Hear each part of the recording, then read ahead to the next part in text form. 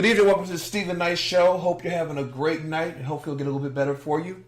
Tonight we welcome a guest panel of people who will join us to discuss code switching. If you don't know what code switching is, you definitely want to tune in after Hot Topics because it's something that, especially if you're a minority, you probably do it already. Now, not everyone does it, but you probably do it. But it's definitely an interesting conversation. And then, of course, we're back with the latest in sports, fashion, movie reviews, and the best indie music out there. Now, in Hot Topics, we're talking about Cardi B. She just got arrested for an assault at a strip club. You find out all that. And then Kanye West, man, he's back in the news. Just back in the news. And we're going to talk about all the foolish and buffoonery he's doing. I want to remind you we're all over social media, Facebook, Twitter, Google+, Instagram, and, of course, our official website, thestephennightshow.com. And when we come back, Hot Topics, right back after this.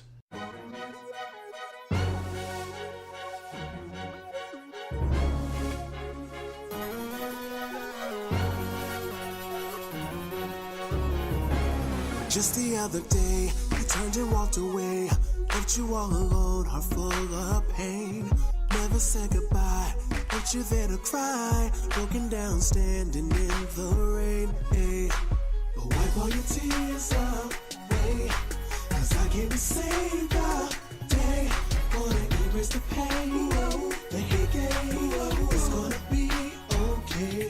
I know we broke your heart, tears rolling down your face. You know I'm coming over to make sure you're okay. You don't have to wait, I'ma save the day. Call me Superman, you'll be Lois Lane. Girl, I'm on my way. Girl, I'm on my way.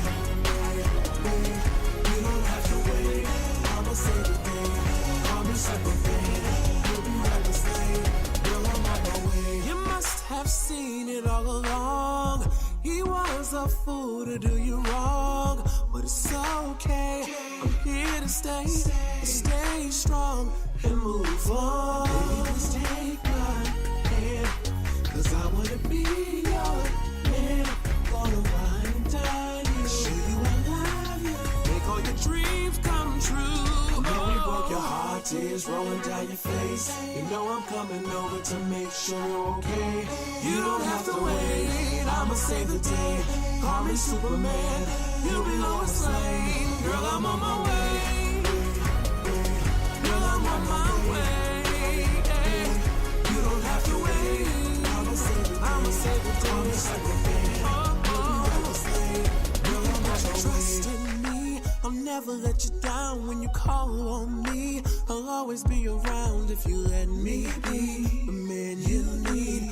Baby, I'll fulfill your fantasy. But wipe all your tears away, 'cause I can't save the day.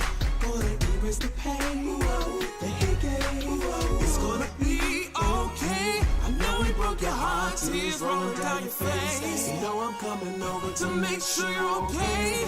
You don't have to wait, I'ma save the day. Call me Superman, you'll be Lois Lane. Girl, I'm on my way. Girl, I'm on my way, baby. Girl, I'm on my way. I'ma save the day. Call me Superman, you'll be Lois Lane. Girl, I'm on my way.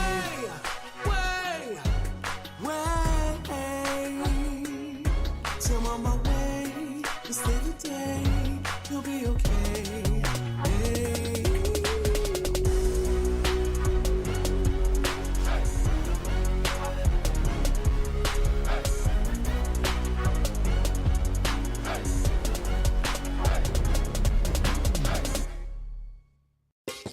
Music machine, lyrics.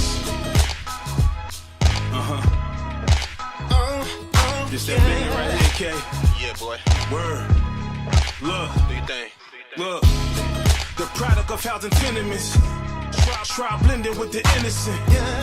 It's to the moon like we chasing stars. Drinks in the air, we about to raise the bar.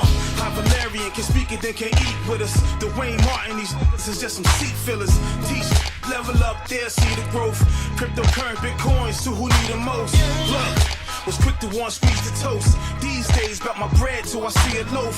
Greedy, couple plates, we gon' eat the most. Point game If we trail, at least we keep it close. Secret toast, sipping in moderation. It was written in a proclamation. My obligation to the fairest the will.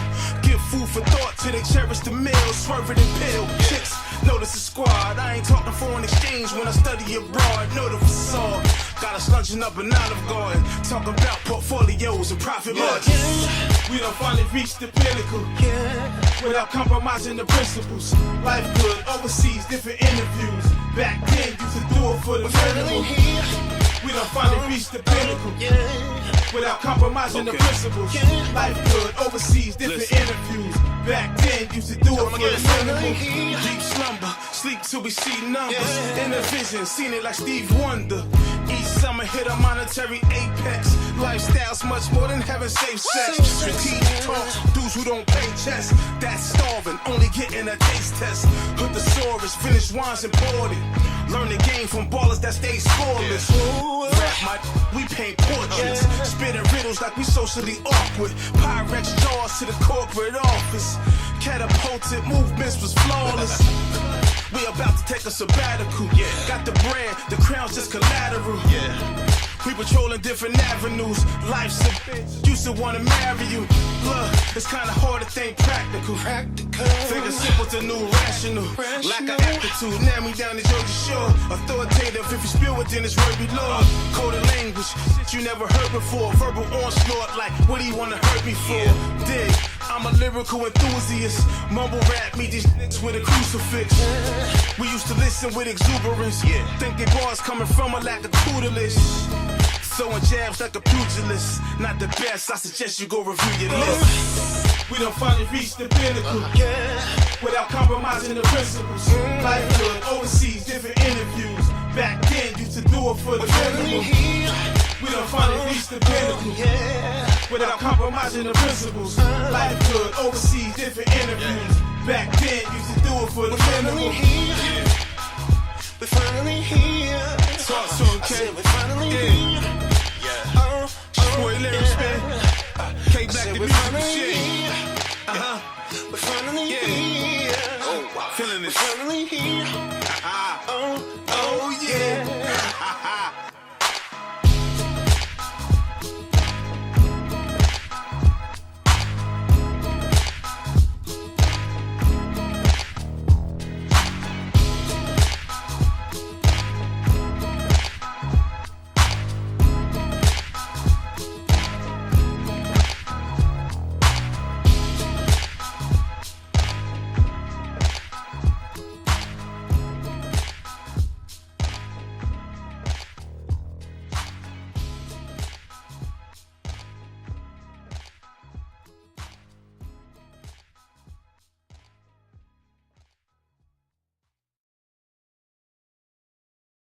All right, what's going on, man? It's your boy A-Risk. Patron, the single's out right now. DJ Magic, Hollywood Play, and y'all listen to the Stephen Knight Show, man. Keep it locked. Welcome back to the Stephen Knight Show. Miss Parker, how's it going? Hey, happy Monday. How are you? I'm doing well. I was cracking up. We were talking earlier. You talking about that baby that cried the whole time, but you said it cried so much you forgot it was crying. I was Yeah, my cousin brought her little girl over. She's 4 months, and I usually I haven't been around babies a lot lately, but when I'm at home, I'm around a lot of like little kids, like 1, 2, 3, 4, 5, 6 years old, but not like a 4-month-old. right. And Phoenix is a little bit grumpy, so she started crying. And at first I noticed it, right? Like maybe 20 minutes, I noticed it, and after 20 minutes, she had cried for like an hour and a half. I literally stopped hearing it, like physically hearing it. So You became numb to it. I'm like, how does parents like listen to their kids cry all the time? You after a while, you literally just don't even know that they're still crying. You become numb to it. How was your weekend? But once I started holding her, she calmed Oh down. yeah, you said that. So, Yeah. Now I was It was I was cracking because I know you don't even like loud noise. You know what I mean? Like especially when you're at home No, I in your don't like- space. I like quiet and peace. Right. But how was your weekend? I had a great weekend. My weekends are always busy, full of activities and seeing friends and hanging out. happy early birthday to Ty. Yes. We hung out on Saturday and had brunch for his birthday. So I know you guys will be leaving this week, right? Yeah, we leave on Thursday. DR, I cannot wait. Cannot wait. Yeah. Okay, I know you can. Yeah. Shout out to Ty. I actually did a photo shoot yesterday, and the pictures came out really good. The only thing is, bugs attacked me. It was hot, and I sweat easily. So it was like we had to keep taking, we call them sweat breaks, where I had to towel down because it was just so hot out there. And the bugs. Wow. Yeah, you sweat very easily. Yes, but it turned out we got some really good shots. So shout out to Dennis Clark Photography, y'all, if you're in the Atlanta area and you want some photos. Nair, what's going? Awesome. Yeah, he did. He did a shoot with you too, and pictures were beautiful. Yep. Yep. Yeah, yours look great as well. Thank you. Appreciate that. Nair, what's going on, man? Hey, what's up? What's up? What's up? Everything is good, man. Everything is good. Busy man, huh? Try to stay busy. Stay out of trouble that way. Exactly. How was your weekend? It was good, man. A lot of meetings, and then I had an event on Saturday for one of the brands that I work for. So we had a successful book signing, and it was an author talk, a book talk and signing, and it was at a local Atlanta coffee shop, my coffee shop at East Lake. So it was a real successful event, man. And That's awesome. Other than that, I was trying to catch a breather. I hear that. Well, sounds good. And Chike, I'm very excited about our conversation later on in the show. But first of all, how are you doing? How was your weekend? I am blessed by the best. I had an awesome weekend. And, I'm excited as well for tonight's show. Yeah, it's been really good. Code switching. Yeah. Code switching. Let me ask Ms. Parker, do you know what code switching is, right? Do you all know what code switching is? Yes. No, Okay. I'm not sure if I know what that is.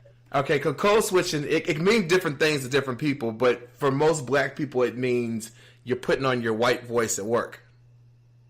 Or when you're in certain environments, you kind of, adapt to that, where you may be one way at home around your friends or whatever, but then when you get into work, primarily, or places like that, you're more professional. What are your thoughts? Do you all code switch, Nair, Ms. Parker? Yeah, I have heard of it, I do it myself. Yeah. I do it myself. Yeah. Even if it's not even through coworkers or colleagues, I even have to code switch sometimes when I'm speaking to older folk. Just so they can understand me better or keep up, with the content or the dialogue that we're trying to carry. So yeah, I'm very familiar with it. Yeah. Ms. Parker, I agree with Nair. I don't think it has to have a negative connotation because I think it depends on you. I think we all, even people who are not of color, probably white people, they have to somehow adapt to different environments as well. I think Right. that's common sense. Now we all know this, and we all know people who are not capable of that, and it's really out of place. Yeah. Because not everything goes everywhere, right? Exactly. So content and context does make a difference as to how you present yourself and how you carry yourself. So I don't think it has to have a negative connotation. I do think for us in the black community, I think we're more probably familiar with it because we feel like we have to be two different people at home and at work. Mm-hmm. But I think honestly that applies to probably most people. Yeah. Maybe not as much if you're white, because there's not as much of a cultural difference between your home life and your work life. And for us, it is. But I think that can also be said as far as different environment, like Nair said, an older person, or you may be in an environment that requires you to, be a little bit more conservative or whatever. Yeah. So I think it's a good thing to be mindful of, like where you are in the context and content of your character, I guess. Yeah, I agree. Well, in our next your presentation. Exactly. Well, in our panel discussion, we have there's one lady on that says she will never do it. She doesn't do it. Take her or leave her. So we'll be interested to hear that conversation in our next segment. But so our question of the day is: what is something you expected to happen in your life by now that hasn't? Ms. Parker? Honestly, I thought about that question. I didn't have any expectations. I think my life has exceeded any expectations that I had of what I would be and how I would live, and my life is really amazing. So I don't know. I don't have an answer for that. Nair? Man, mine is probably the same as yours. I thought I was going to be this world-renowned entertainer. You know, I thought I was going to be a musician that was very, very householdy. You know, I really thought that I was gonna do something big in the world of music around, you know, this time. By now, it still can happen. You know, behind the scenes in many other ways. But I really thought by now I probably would have. But I'm not pursuing that either particularly anymore. But at one point in time, I really did think that I was going to be a very, very well-known musician. Yeah. Chike, what about you? That's kind of difficult. Because I try to, and it's going to sound corny, and I know I'm not really answering the question, but I try to live my life without too many expectations, because when you put your expectations out there like that, it's room to be let down. Mm-hmm. I mean, you have a goal that you want to strive for, but I don't expect to have it. You know, if I get it, it's a blessing. Sometimes the path that you're on might be the path for you. So, that's a difficult one for me because I don't. Yeah, I think for me it was, like Nair said, you know, obviously to be a big music, artist. But I think also because that didn't happen and different things have happened, I've learned not to set those kind of expectations. But when you're younger, I think it's kind of normal to, when I grow up I want to be this, or, you know, in 10 years I want to do that. But I think what I've learned for myself, the best thing to do is just to put forth the effort and you know, and know that the work that you put out there, something good is going to come from it, even if it's not what you set out to attain. That's what I've learned for myself. Yeah. This is true. Well, tweet us at Stephen Knight Show, SHO, and let us know what is something you expected to happen in your life by now that hasn't. All right, hot topics. Here we go. So your boy Kanye West. He was supposed to release an album over the weekend. He told his fans he was supposed to come out, I believe, on Saturday, but he decided not to. He said that he has not finished the album and he wants to go to Africa to finish it because he wants to be inspired by the energy from the earth there. He also was on SNL. He was actually Ariana Grande was set to perform on there, if I understand, but she had to cancel, and so they picked him up. Which would have been perfect because he had an album coming out. But he came there. He had his Make America Great hat on, and he performed what people thought was a depressing, kind of weird performance. And then afterwards, Chris Rock was there. A lot of celebrities were in the audience. Chris Rock was there and recorded him making a rant, you know, a pro-Trump rant to the audience. He also tweeted on Sunday that he wanted to abolish the 13th Amendment, which abolished slavery. He said there are better ways to change our Constitution. He said that pretty much the 13th Amendment just kind of hides slavery. So he wanted to abolish that. But then he came back after he got backlash and said that he used the wrong word, that he really wanted to, let me get the right word he used. Okay, I can't find it. It said he fully wasn't informed. Okay, sorry. He promised that he wanted to explain it. He explained today on TMZ, and he said that he wanted to amend the 13th amendment, yeah. And he also said that Abraham Lincoln might have been black. He also said, this is interesting because, you know, last week he was spotted wearing a MAGA hat, Make America Great Again hat, and he also had on a Colin Kaepernick t-shirt. But he said that he wanted to reach out to Colin and he wanted to set up a meeting with Trump to help the two come together. Now, as you know, Trump has been very outspoken about Colin Kaepernick. As we all know, he kneeled during the national anthem to protest police brutality, but Trump feels like it's disrespectful to the flag and to the military. So, do you think Kanye West, what do you think about this? Do you think, first of all, do you think he'll be able to get this meeting together? And what do you think about all this that's going on with him? Honestly, I think we need to stop having discussions about him. I think we need to just ignore him. Because he's mentally ill, and he's seeking attention. That's how he feeds his illness. So the more we comment about it and talk about it and it goes viral, the more he acts up, because that's what's feeding his illness. He needs help, and I just think it's a waste of time to have a conversation about somebody who is literally crazy. You know, it's like I don't have the energy for it. Right, yeah. Naya?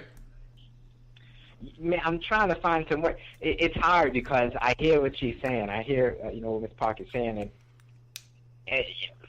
I can agree. There's probably something that needs to be checked out there. I'm wondering why, his family members aren't really trying to help him. He probably. Huh? That's hard too, because I have mentally ill people in my family. It's literally exhausting. It drains you. Yeah, I hear you. To the point where it drains you to the point where you can't always get involved because you lose your peace. I hear you. Mental illness doesn't affect just the person that's suffering from it; it affects the whole family. It is really emotionally, mentally draining. And I was watching the Kardashian today because I saw a clip on social media that Kim was actually talking about him, which she doesn't do that much on the show. So I taped it last night and I watched it today, and she was pretty much saying that. She's like, it's like having a fourth child. Yeah. And, picked fight over the fact that she doesn't bring him a Band-Aid that is the color of his skin. It's literally a person who constantly, he complains about her taking care of their children and not taking care of him. Just literally like what you would expect from a person who is, and what mental illness does is it really extends the person. If they're already a selfish personality, it triples it. Because everything is turned inward, right? So they're always the victim. They're always considering other people is not really something that comes natural to them. So I think honestly, you can say the Kardashian family is not good for him. But honestly, I don't think any family would be able to deal with his level of I don't want to say success, as famous as he is, and then dealing with mental illness. It triples the amount of effort you have to put in, because then his ego is involved, right? So you're dealing with an egotistical person who has publicity and have access to the media whenever, and then mental illness on top of that. It's just a challenge. It's probably exhausting. Yeah. Yeah, no, I hear you. I can agree with that. It's sad because, like she said, we each have, most of us have family members that are like that, just on a different scale, but they exhibit the same sort of symptoms of the attention seeking, and then we as the family members, we're exhausted in many ways in trying to help, or even just trying to cope and deal with these family members. So yeah, I get it. Mm-hmm. It's sad because I like Kanye, but I even feel the reason why I like him, which is primarily his artistry, I even feel it's being affected. The level of the quality of his artistry is being affected at this point. Right. Yeah. Chike, what are your thoughts? So I would like to have a room, and I would like to invite T.D. Jakes, Tony Robbins, Deepak Chopra, Oprah herself, Dr. Phil, Maury, Iyanla, and even Dr. Ruth to come and sit and talk to Kanye seriously and help him get together all at once, all aspects of his psyche. He needs to get it together. I think he needs to go on a retreat and just step away from everything for at least 30 days. At least. 30 days. He might need more than that. Yeah, 30 days. We all know that. I said at least. Yeah. Yeah, that's a start. No contact, no cell phones, no Twitter, no nothing.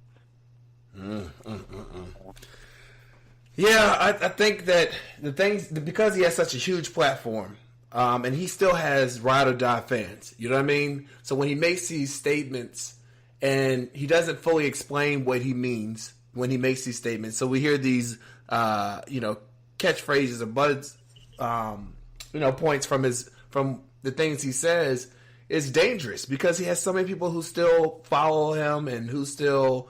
Because this, Stephen, he fans that are young, right? And we know one of the handicaps that happen with our youth in this country is that they don't read. Yeah. So a lot of them probably aren't aware of what the laws and the amendments are as it relates to freedoms in this country.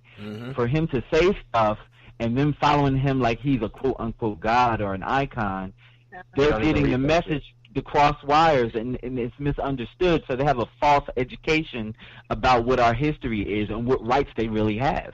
That's true. Right.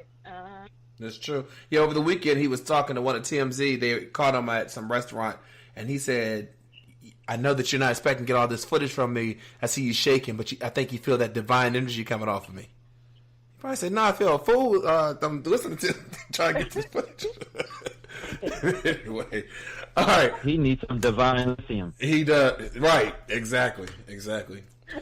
All right. So I don't know if you all been following this whole Brett Kavanaugh Supreme Court nominee and all the drama behind it. So pretty much, I'll try to be brief with this.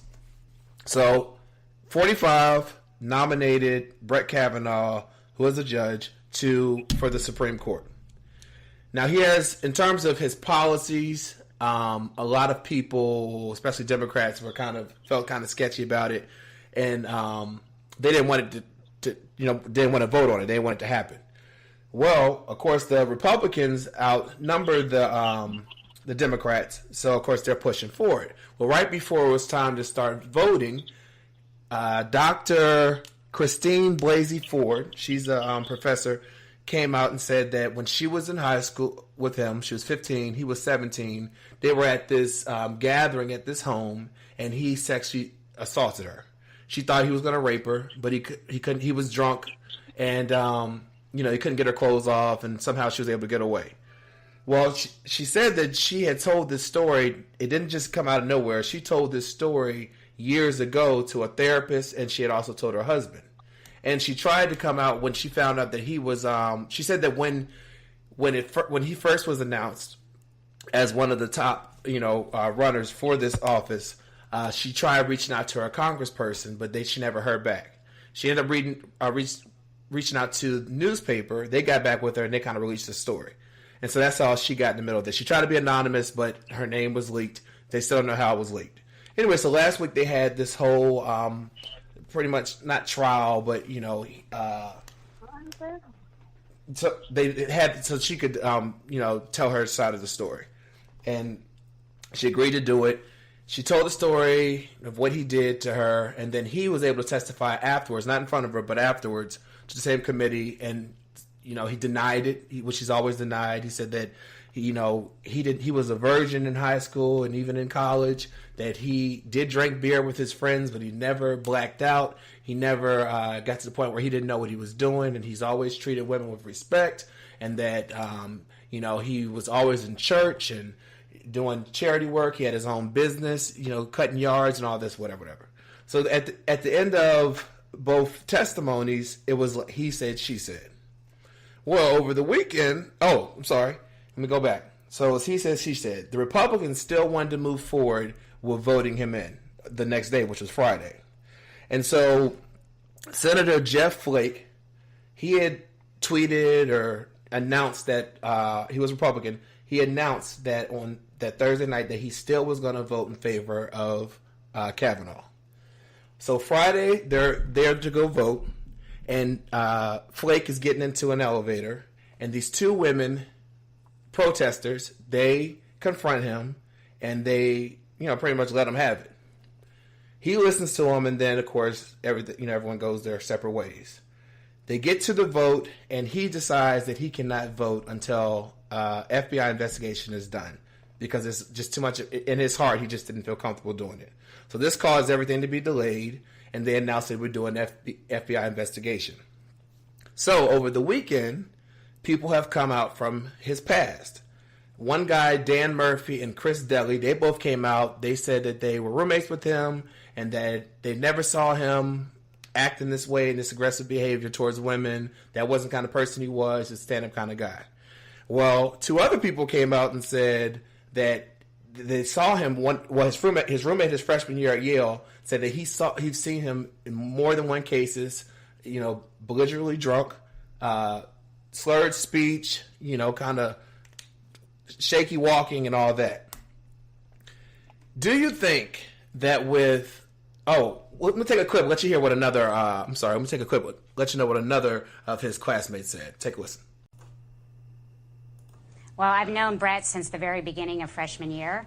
He was always one of the beer drinking boys, and I drank beer with him. I liked beer. There's no problem with drinking beer in college. The problem is lying about it. He drank heavily. He was a partier. He liked to do beer bongs. He played drinking games. He was a sloppy drunk. He was more interested in impressing the boys than he was in impressing the girls. I never saw him be sexually aggressive, but he definitely was sloppy drunk.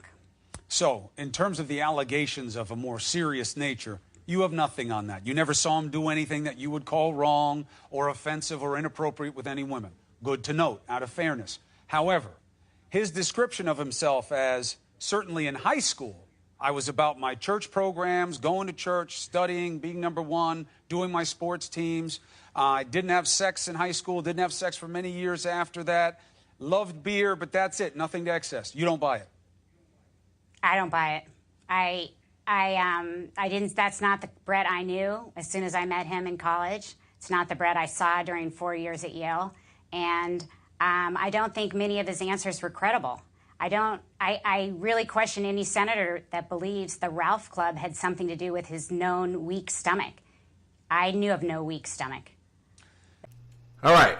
So, do you think with all this, he said, she said, some people saying that they thought he was capable of doing it. Some people thinking that he couldn't do it. Do you think he should still be a nominee, Ms. Parker?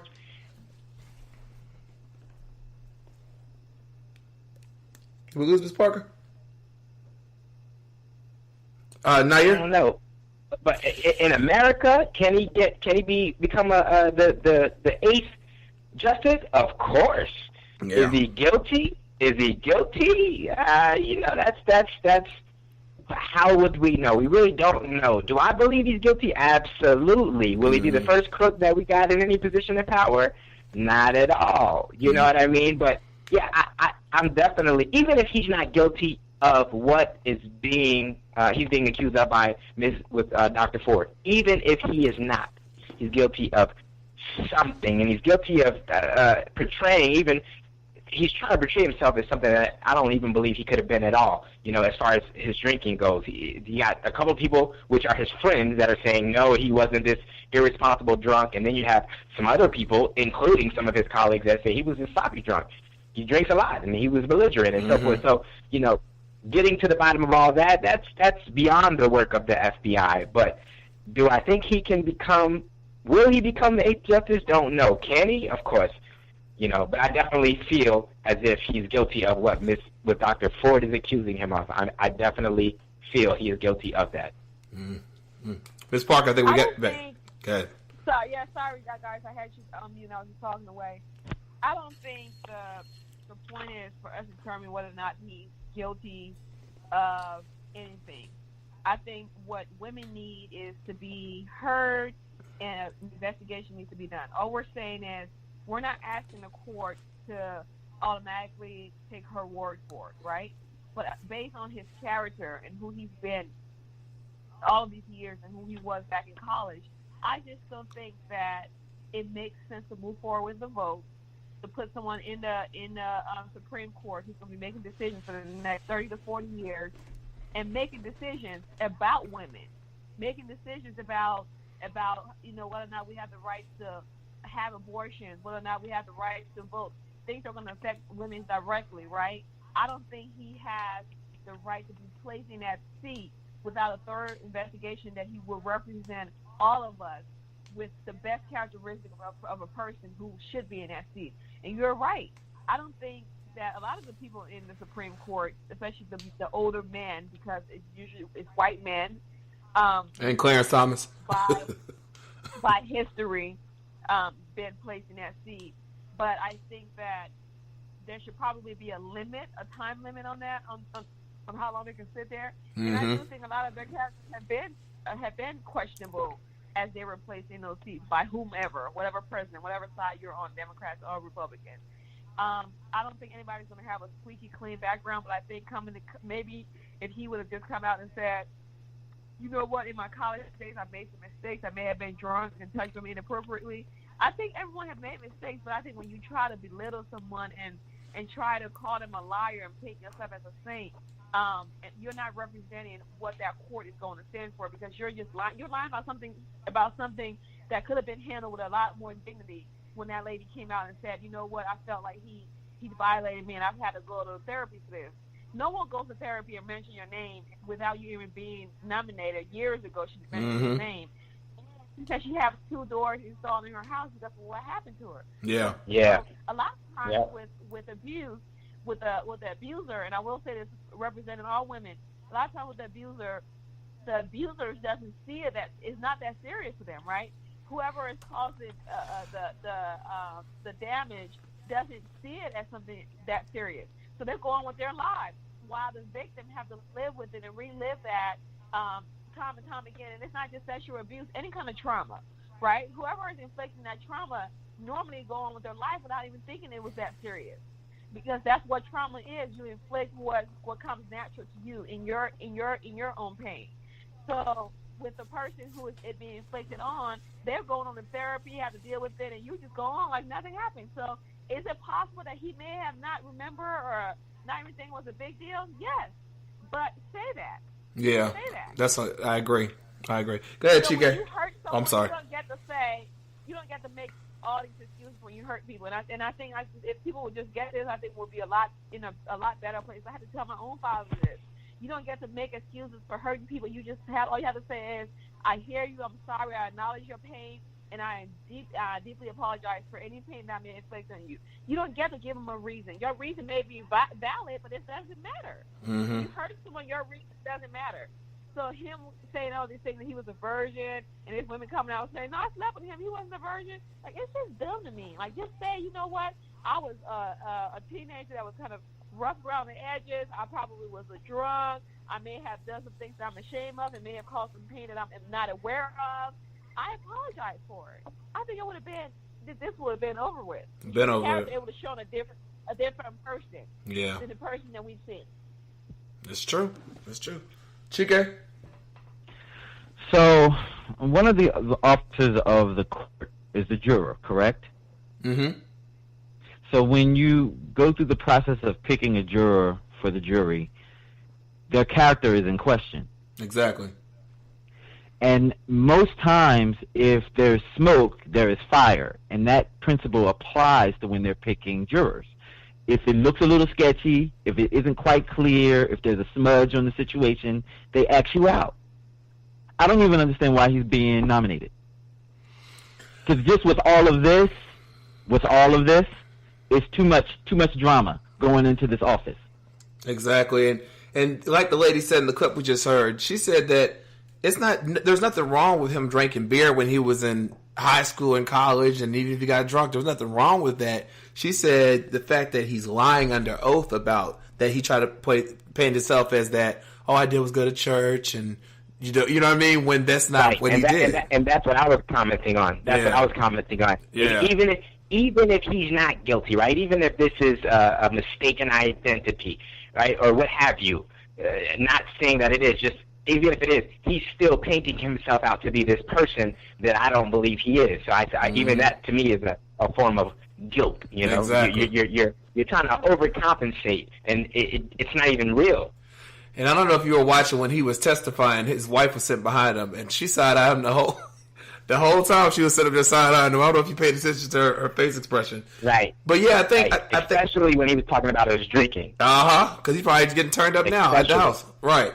And the thing is, again, I think if he would have I think he took it too far by painting this picture of who he's not, or who especially he was. It's not saying that in the last 20 years that you would rape or sexually assault somebody. You were young and you were dumb. You made mistakes, but it's owning up to it. And again, like Ms. Parker said, apologizing for it. And you still have your record. Yale and all that. He also lied under oath and said that he got into Yale on his own merit, which he didn't. He got in Yale. His grandfather went to Yale, and that helped him get in there, because I think it's like 25% of the students are legacy students with their parents or people before them went. But yeah, this is crazy. I don't think that he should. I don't even think that he should even be a nominee anymore because of there's so much behind all of this. You know what I mean? So much drama and scandal. But Yeah. let's take a quick break. Come back with more hot topics right back after this.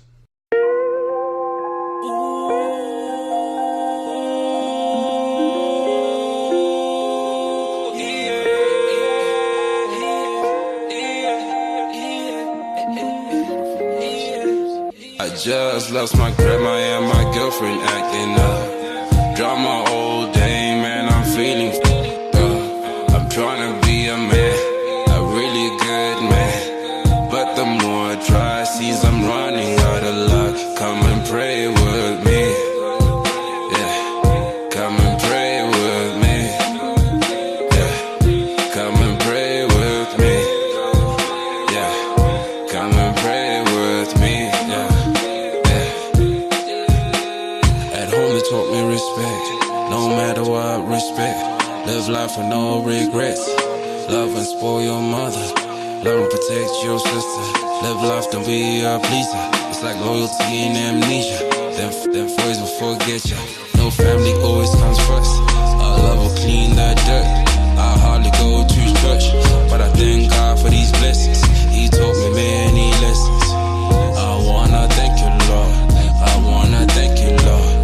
Damn, you just lost my grandma and my girlfriend acting up. Drama all day, man, I'm feeling I'm trying to be a man, a really good man. But the more I try, seems I'm running out of luck. Come and pray with me. Yeah, come and pray with me. Yeah, come and pray with me. Come and pray with me. Come and pray with me.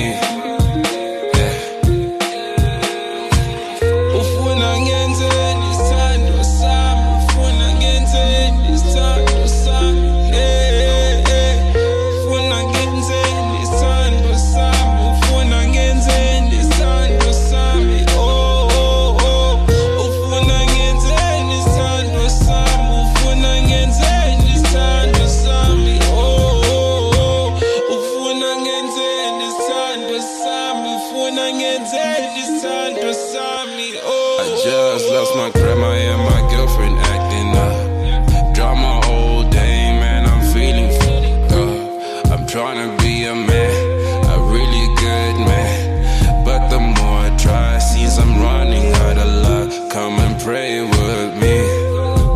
Yeah, come and pray with me. Yeah, come and pray with me. Yeah, come and pray with me. I pray you achieve your goals. I pray you live life true. I pray you see the sun.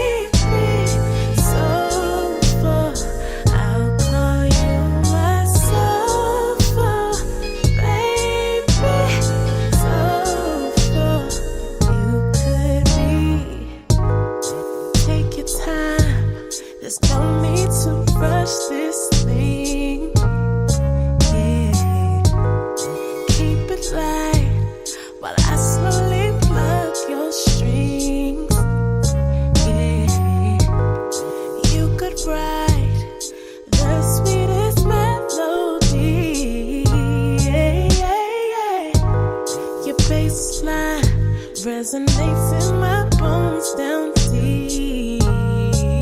I haven't loved somebody, gave somebody my time, it flew right by me. Love somebody, touch somebody, so right you crept up on me. Love somebody, gave somebody my mind, you drive me crazy. Love somebody, touch somebody, so right you could be my soulful baby, soulful. I'll call you my soulful baby, soulful. You could be my soulful baby, soulful. I'll call you my soulful baby,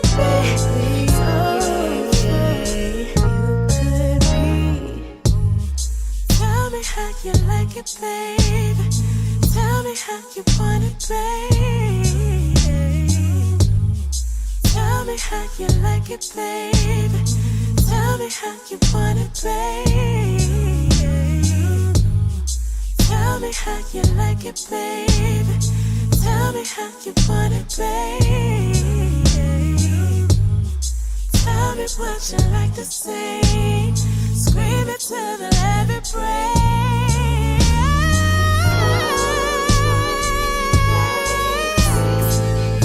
Be my soulful, soulful baby. Be my soulful baby. You could be my soulful baby, soulful. I'll call you my soulful baby, soulful. You could be.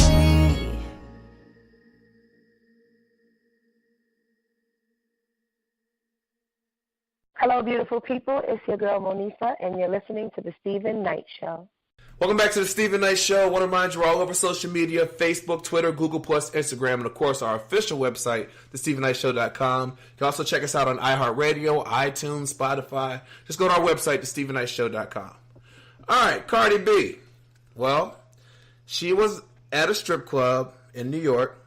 The strip club was called, I just had it, Angel something in Queens. She was at a strip club because she was there because her husband with Amigos, they were performing.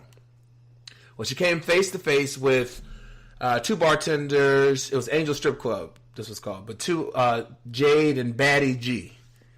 I guess I just pronounced her name. Apparently she had some beef with them because she thought that Jade may have slept with Offset, her husband.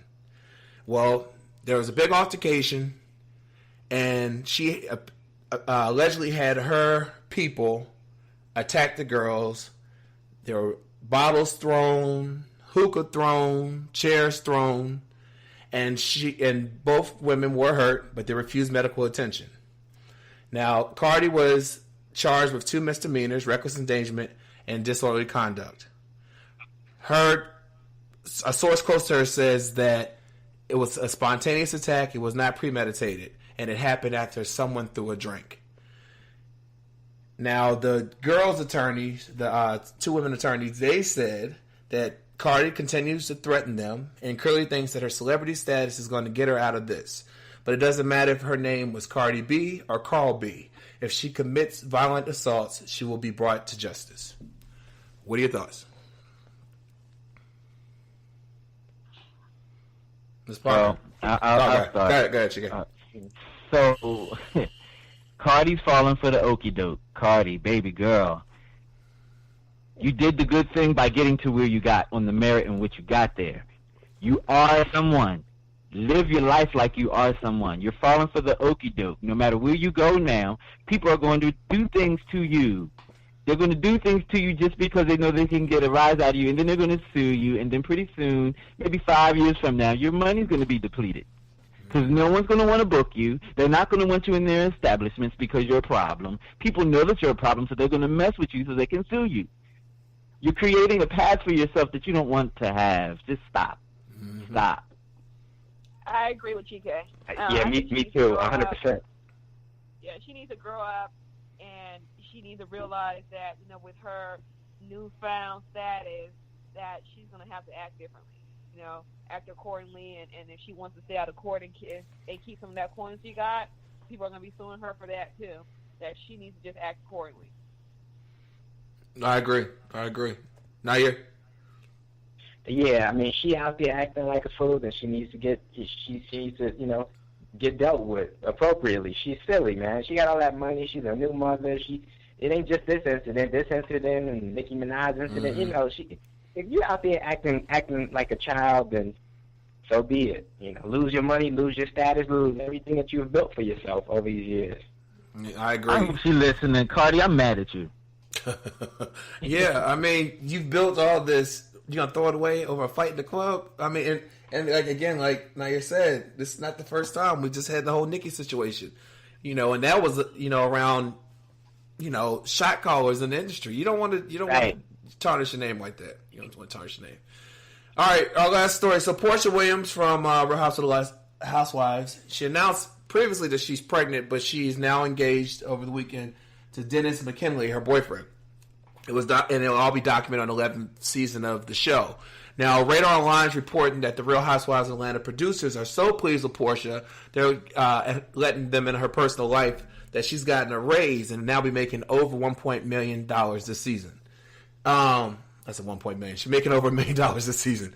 Nene, of course, is the highest paid housewife in the franchise and reportedly rakes in $2.5 million. Porsha was making $800,000 last season, and she was the lowest paid housewife, but now should be making $1.25 million.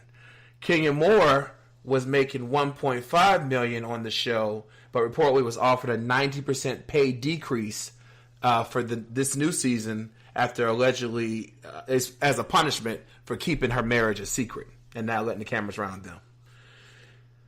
Would you go on a reality show and document your personal life like this? No, I would never go on a reality show. Yeah. Maybe marry at first sight. That's it. You said what? So maybe marry at first sight. Oh yeah, you like this show? I'm intrigued with arranged marriages even before the show. Yeah. The concept of it, but yeah, I wouldn't sign up for most reality shows. Yeah. Nair? It depends. I guess it depends on what I'm doing in life, and if that's my, if that's my platform, entertainment, then it's something that probably would be considered. But as Nair in my regular life, there's no reason for me to be all up on the TV like that. So in these shoes, no. But I can understand that this is what they've chosen for themselves in their lives, and I guess they try to decide when they can turn it on, turn it off, and then when they do that, then I guess that's how it affects their brand. But for me, it's no interest of mine. Mm-hmm. GK? So I'm about to get real business. I would do it with trademarking, branding, and executive production with rights to final edit. Yes, I would do a reality show. Do you see why Kenya? Because Kenya, she didn't want to let them in on her personal life. She got married, and then of course now she's pregnant. She didn't want to let them in on her personal life, which ended up in her getting a pay decrease, and then she ended up not coming back on the show. Do you kind of see why she decided to keep everything private? Because a lot of reality shows, couples don't last. They'll be married for 10 plus years. And she was probably being respectful to her husband. He probably didn't want to do that, and you can't get mad at her for that. Yeah. You can't get mad at her. But then what most of them do, they have something happen for the cameras, and then in their real life something else happens. So but they do like the whole Kardashian fiasco with that whole wedding that they put on, and then they were done a week or two after the wedding. Yeah, it was all production for TV. That is true, because there was a reality star who had a boyfriend on her show, and I actually was sitting beside that person on the flight, and the person she was FaceTiming saying "I love you" to was not the boyfriend on the show. So yeah, a lot of times those shows are taped. But in that case, that's not fair, because if you really realize it when you watch that show, it's usually about 6 months before it airs. Yeah, that's true. Well, y'all, that's our hot topics. Miss Parker, Nair, thank you so much for joining us tonight. Chica and I'll see your movie reviews. Listen, have a great week, y'all. Thank you. You too, man. Thank you so much. All right, we'll be right back after this.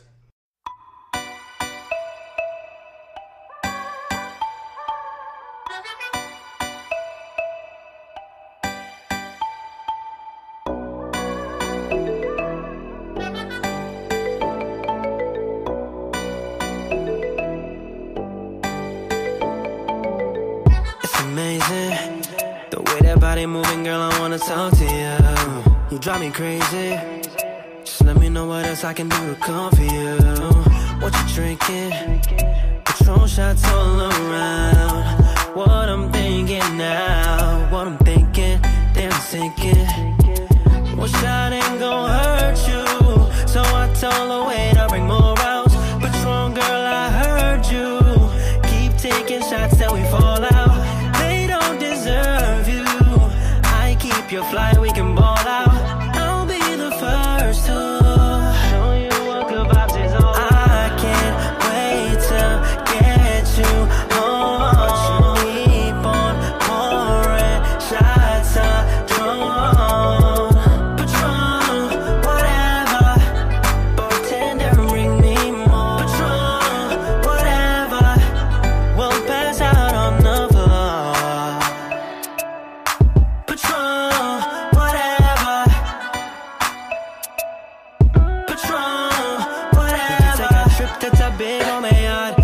Some flicks, you can sit with the stars. They know what we sip when we get to the bar. She wanna dance, she wine like she won't live tomorrow.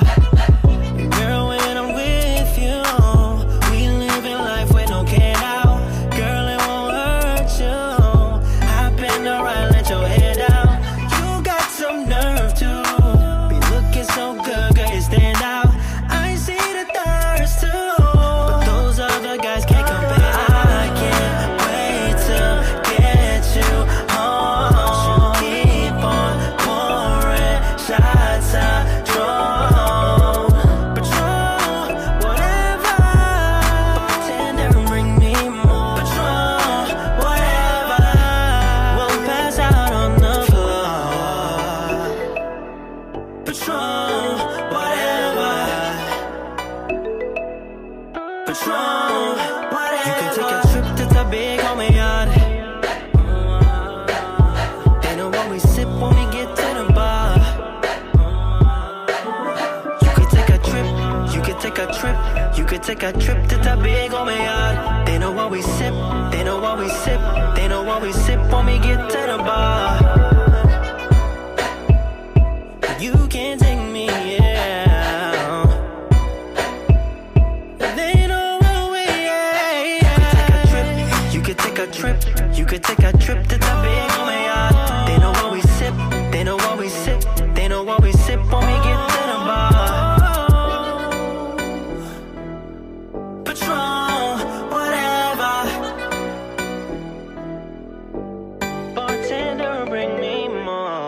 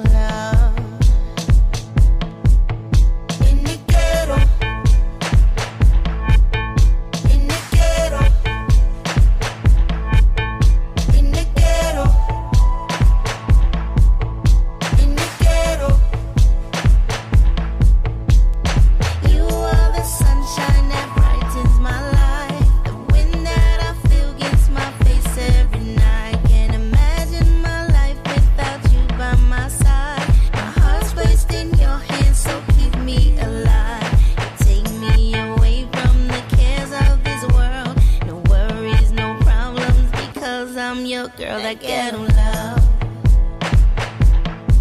That ghetto love. In the ghetto. In the ghetto. In the ghetto. In the ghetto. Take me away from the cares of this world. No worries, no problems, because I'm your girl, that ghetto love. Ghetto love, ghetto love. Take me away from the cares of this world. No worries, no problems, because I'm your girl, that ghetto love. Ghetto love, ghetto love. Ghetto love. In the ghetto. In the ghetto. In the ghetto. In the ghetto. In the ghetto. In the ghetto. In the ghetto. In the ghetto.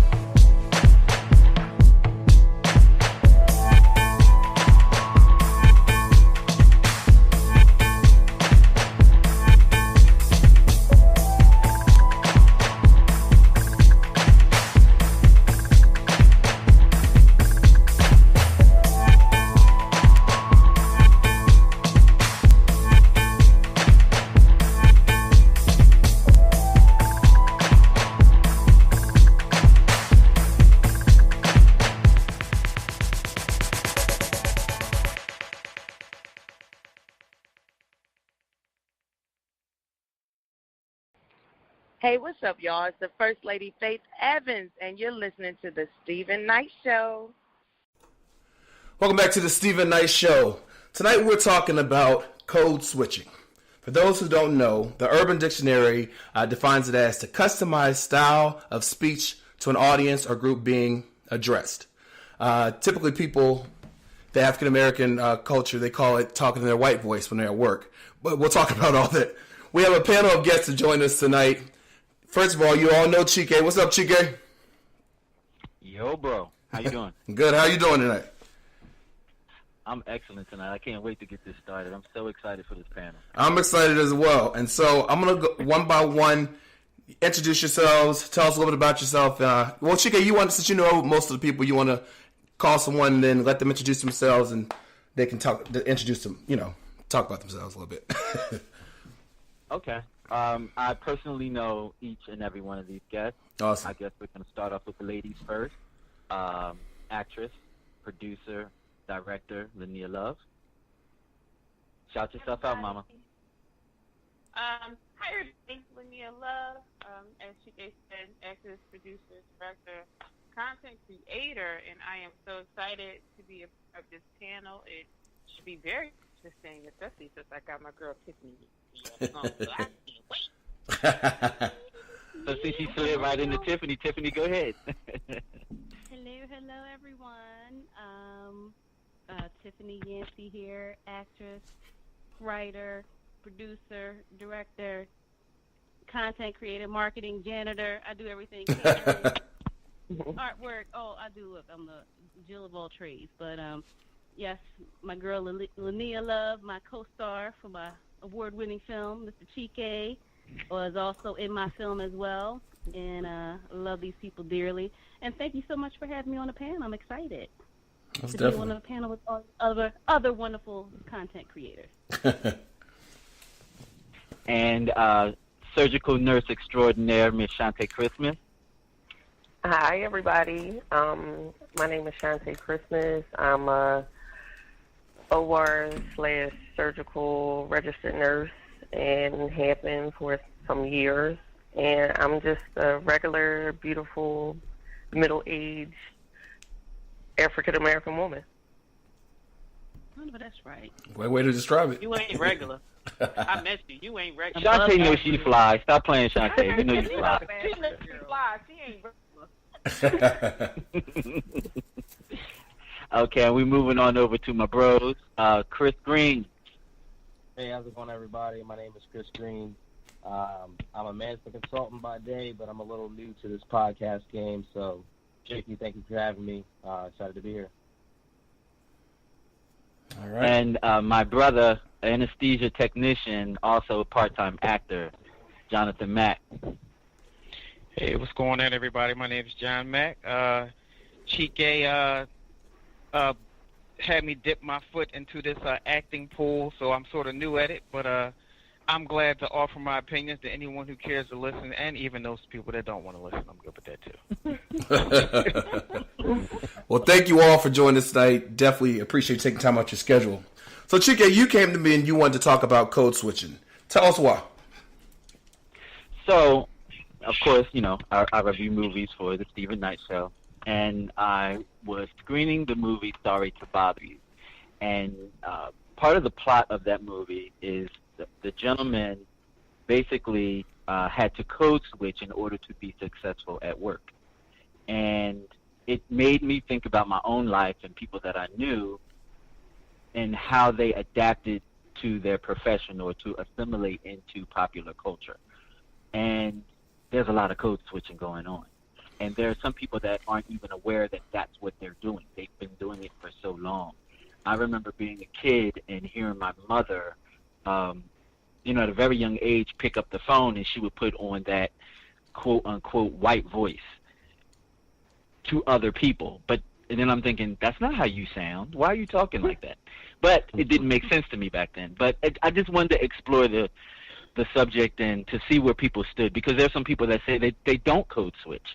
So I want to know how they figure that they don't, and I want to know if you do, how far does that go? Because the plot of the movie, the gentleman sort of got stuck in the code switch, and he didn't realize when he was doing it and when he wasn't. Yeah, and that's what they were saying. Most people don't realize they're doing it. I've been watching, because I looked up code switch. What is code switching? Because code switching means different things to different people. Some people think, well, to them it means logistically what they're doing is when they're having a conversation, if they are bilingual and they go between languages in the same sentence. That's what some people say. Mm-hmm. But, of course, for a lot of African Americans, it's really making ourselves feel come off less threatening, you know, speaking quote unquote in our white voices, our white tones, even the way we dress. You know, I know I can tell a story. When I first moved to Atlanta, my second job here, you know, I would go to work professionally, and I got this dog. My boss, she encouraged me to get this dog, and she said, if you get the dog, I will, I have extra cages and leashes and all this stuff, and I'll meet you on Saturday to give it to you.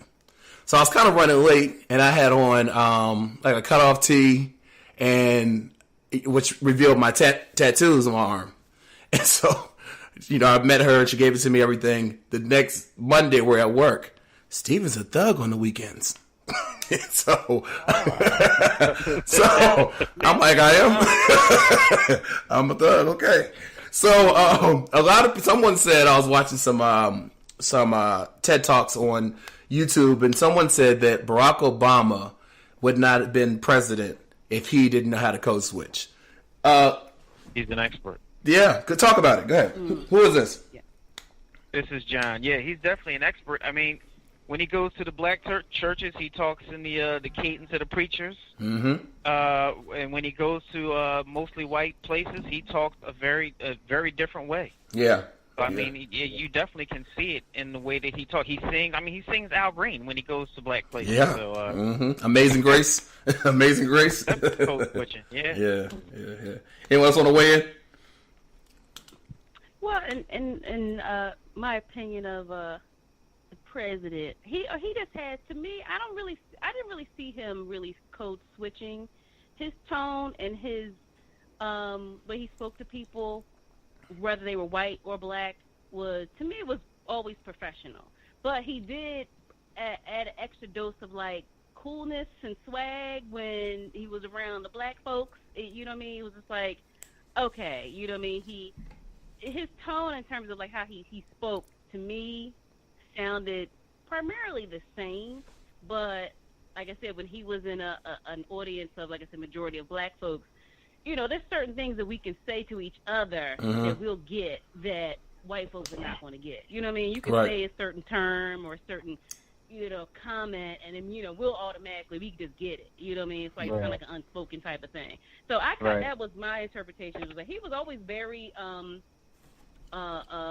he spoke very eloquently, I can't even say the word, and enunciated very well, to whoever he was speaking to, but he always put the little extra little something in there where he was talking to a black audience, and it kind of let him know, okay, He put that down. hot sauce in his purse. Yeah, he put that little hot sauce, like, our president's cool, he down, you know what I mean? Yeah. He always had that little extra little swag to him, so that was like what I saw with Barack. I can tell you something else funny. Miss Park, who's on our show, she, we've been friends for years, and, I've called her cell and heard her voicemail on there, which is not crazy, but she's just talking normal. Well, one day, I don't know why, but I called her office desk. I thought I had the wrong number because the way she was talking. How important it is to know. I really did. I said, this is the most dramatic thing I ever heard in my life. Someone's talked about how important it is, or do you think it's important to be effective at code switching on the job, depending on what kind of field you're in? I think so. Stephen, this is Shantae. Hey, Shantae. I actually don't code switch. Okay. Whatever floats your boat. I try not to judge until I hear somebody's perspective or their outlook on why they do what they do, right, or why they made the moves that they have made. I am who I am, and I don't try to hide it. And I feel like it's a lot of energy expended to code switch. Me personally, this is what you get. Is very black and white with me. I'm very upfront. If you don't like it, you have that option. You are free to not like it. Yeah. And I've gotten, as far as I've gotten in life, never doing it. Do you think that you've missed out on opportunities for not doing it? Personally, I'm a strong, faithful woman. Okay. And whatever God has intended for me is what shall be. Right. So if I have missed opportunities, I'm going to attribute it to it not being for me. Okay. Because if you overlook me for whatever opportunity, friendship, relationship, businessship, so forth and so on, it is what it is. But this is who you will get if we enter into any of those relationships. Well, we've been seeing a. Go ahead. Someone want to chime in?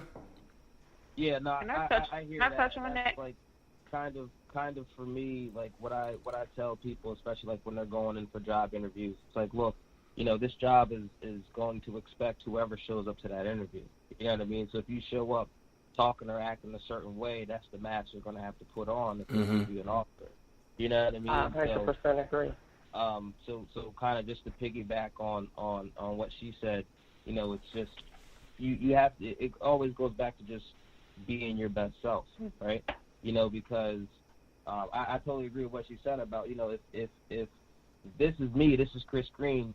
If this is not what fits in your work culture, then this isn't a place that I want to be anyway.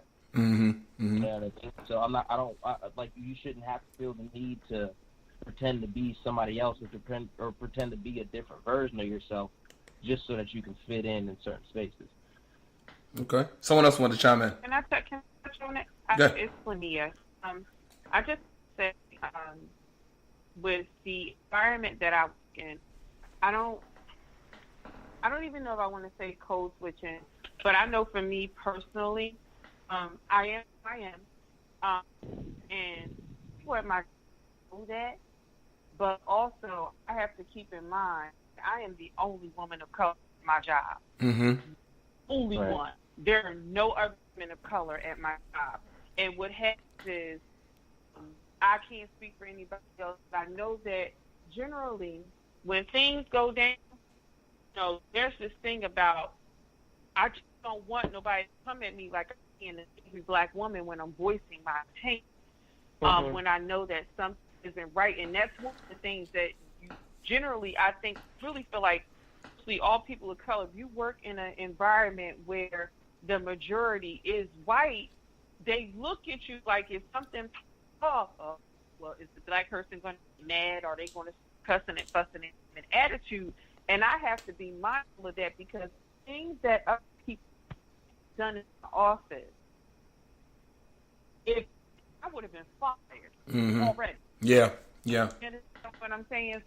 I don't feel it's cold because I voice my opinion in my job, and I go there as Linnea, and you have to respect me as Linnea, but I know that I can't go in there a certain way, because then I'm going to be looked at like since I'm the only woman of color.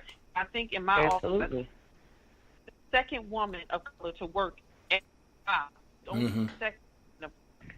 Yeah. So if that's considered cold, then I do it and I adapt to my environment. But they still know that I'm not going to take no mess. Right. Yeah. Yeah.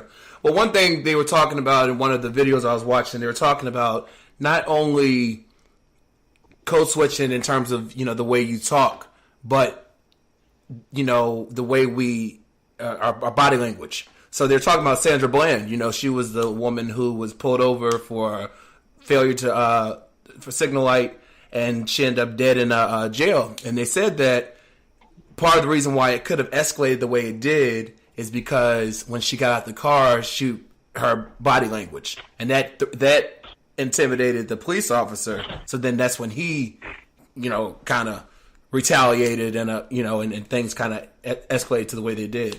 And I was thinking about that because I remember I was at a conference, and I'm a tall guy, I'm 6'4". I had a coworker who's 6'4", and he got into it with our regional director, who is a white woman, and she told him that he was being intimidating and he was intimidating her, and he was becoming very aggressive. And he's the nicest guy. I can't see him being aggressive, but I think because he's a tall black male and his mannerisms, the way he was, getting his point across. What do you think about that? Not necessarily the way we talk, but the way we kind of dress and the way we move. What do you think about that? Well, I think that, especially as a black male, we code switch many times just to get throughout the day. I mean, if I'm walking down the street and I'm by myself and I see a white woman in front of me, I might cross the street. Mm-hmm. Just not because I'm worried about what she thinks of me, but just because in my head, I'm playing out what could possibly be the outcome if a woman gets scared, and what would be.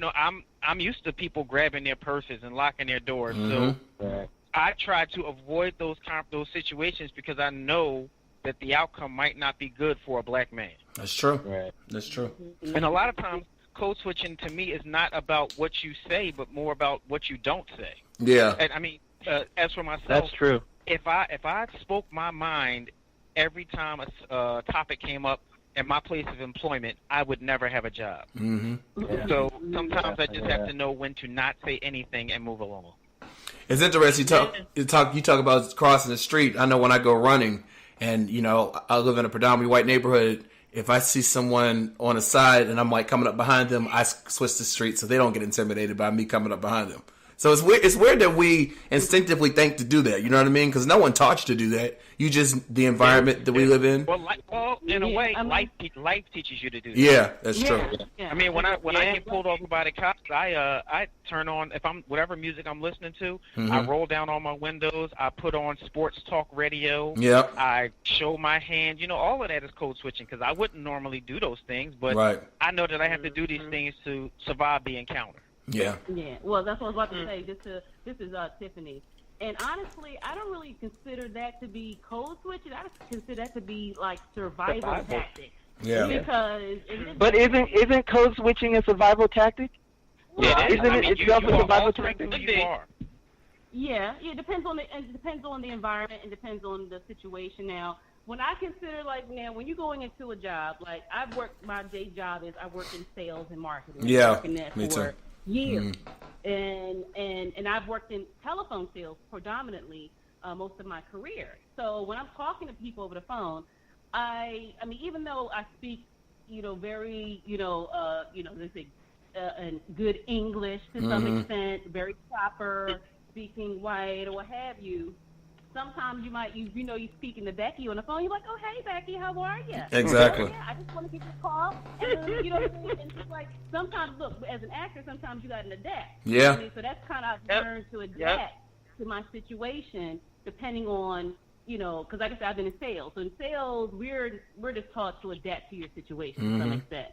Yeah. But I also think that necessarily code switches, like just in a professional environment, you should look professional. You know what I mean? I don't think that should be considered code switch. I just think that's just in a corporate setting. You should dress appropriately. You should look a certain way. Image is everything. If you come in there with some rollers or a bonnet on your head or a shower cap or some slippers, and you coming in for an interview, and you're like, well, I'm just going to be me. Like, no, you coming in, be professional. You know what I'm saying? So it really depends on, because my whole thing is like, my mother raised me to, look, you always got to look good, look professional, look nice. You know what I mean? When you're going into these certain jobs and things of that sort. So I think that's just, if you're going for, now if you're applying for, a job to work at a clothing store, then okay, you can do that.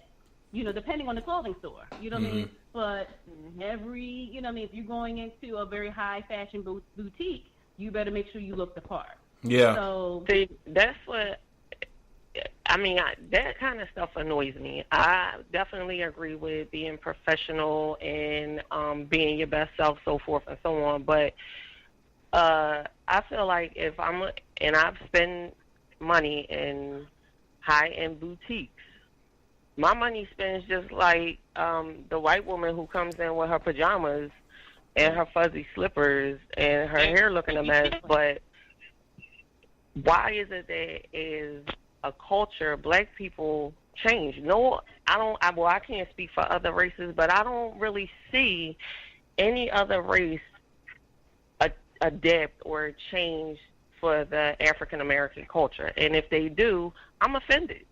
I don't want you trying to act black. I don't want you trying to imitate how you think I sound. And I feel like me with not code switching and having, I use different inflections. I use different tones when I speak. My language usually stays the same. I try not to be belligerent, but I don't really see other cultures changing to any other culture. They don't. I wouldn't want Caucasians doing what they think is African American code switching. I don't want to see that. That would. I understand what you're saying, because I've actually seen that. I've seen Caucasian, mostly males, not so much. Well, I think females try to act black, and it is offensive. But with some people, depending on your upbringing, it could be genuine. That's just your environment, and you adapt it to your surroundings. And in rare cases, that's just who they are. In my childhood, I was pretty much in an all-white school. So the proper talk, being around Caucasian influence, that was my youth up until high school. That's why I made a decision to go to a historical black college to be around my own people for my next level of education, because I wanted a clear contrast to where I came from. And I'm glad that I had that duality, because I feel well-rounded. I think that I can go into any environment and adapt. Because but also you have to keep in mind that it's not many times where white people go into a situation where they're in the minority, so they're very comfortable being themselves. Right. But when it's always minorities. It's always minorities adapting to their way of life. I don't know if you've ever seen it. Hispanic people and Asian people will quickly assimilate to be Caucasian as soon as they can, or if they see that they can, they take that portal to be that. Mm-hmm. Well, I work in sales as well, and my boss, she's actually been a mentor to me in the industry, because I wasn't always in sales. And so, I've watched her very closely. And one thing she code switches. She's white. She code switches, but she does it based on who she's around. So I'll hear her talk to, if we have a client who's Southern and talks slow, I've seen her change the way she talks so that she makes them comfortable. If we have more of someone black, and they're more urban, or talking urban or whatever, I see her. She won't go that far with it, but I see the different changes. And I think for me, what I try to do when I talk to anybody, interview or not anybody, but I try to make the person feel comfortable. You know what I mean? Especially in sales. And so it's not me really not being who I am. It's just me kind of adapting to the environment. And I think that can be beneficial, knowing how to do it, even if you don't do it, but knowing how to do it. They also used an example in one of the videos of when Trayvon Martin was murdered, and the young lady who testified as the witness, because she didn't know how to speak professionally on the stand, it kind of diminished her credibility. And so the key witness, no one believed. White America didn't believe her because they didn't understand her, and the fact that she was using slang and everything. So they talked about that. So I think it's important to know how to do it and know when to be appropriate with it. But I will say this one thing: I use Cardi B as an example. I think the reason why people love Cardi B is not because of her music. I think that's helpful, but because she's so authentic. She says, and she is who she is. You know what I mean? She's not putting on the front. And so I think that's why she's so successful.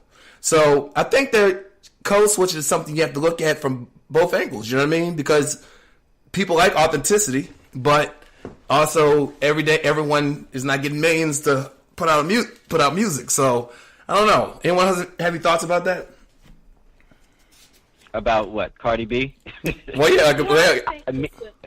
Me personally, I just think that I personally think that ratchet is in style right now. The whole ratchet way of living and being ratchet, people want to observe it, they want to experience it. It's like the moth to the flame right now. Mm-hmm. That's the era we're in. Yeah. Now, like I said, if it was because that's entertainment. People are drawn, to that. You know what I mean? Because she's different. Like I said, she's authentic, but having, like I said, in a corporate setting, I don't know. You know what I mean? It's just that, not to say that it's right, but that's just the world we live in. Mm-hmm. You know what I'm saying? So that's just what it is. So if she goes to apply for a corporate job, you know what I mean? Cardi B might have to tone it down a bit. Right. But that's she's definitely going to have to tone it down. I mean, now that she's not just the one-hit wonder and they've invested millions in her career, we're going to see, I'm sure, you're going to see a different Cardi B as the years progress. We've already seen it in her look. That people no more. Yeah, I hope so, because I can't stand her. And not saying, I'm just saying, like, when she speaks, like, it irks my soul. I'm not gonna lie, like, oh my God, because even though she says she's not a role model, and are looking at her, and they're like, well, Cardi B talking like that, and she fussing, and she has it all the time, then I need to be like that, and I don't need to go to school. I don't need to learn, because look how she speaks. Yeah. That makes sense. I mean, and also remember how upset America became when they found out how Whitney Houston really was. How hood she really was, as opposed to, the image that they created. That's true. That's true. Oh, the real Whitney came out after a while. She ain't here. Well, because they didn't know hippie. Yeah, you can only be fake for so long. You know what I mean? I think but there's a difference between code switching and being fake, though. It depends on how far you go with it. You know what I mean? But yeah. Unfortunately, we have to get ready to wrap. But listen, I want to go around to everyone and kind of give us your synopsis of code switching, and then tell everybody where they can, if you want them to follow you on social media, where they can do so. So Shantae, I'll start with you. So my final thoughts on code switching is I appreciate everybody's opinion, and it gave me something to think about, everything that everybody said. But I still don't think that I'll ever do it. I can not say never, because, as time goes on, you see things through different eyes, and it may be for me one day, but as of now, no. Okay. My name is Shantae Christmas on Facebook, and it's Jane Effin Doe on Instagram. All right. Linnea? I think that code switching is on individual by individual basis. So you do what gets you through whatever your situation is. And I mean, if I have to do it, then I'll do it. That's why being an actress is good, because I give you an Oscar-worthy performance. But you do whatever works for you. Do whatever works for you.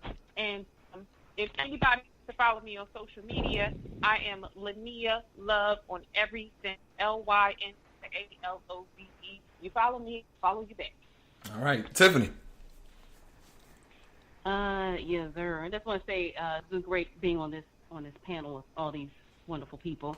And my view on code switch is just to kind of piggyback what Linnea said.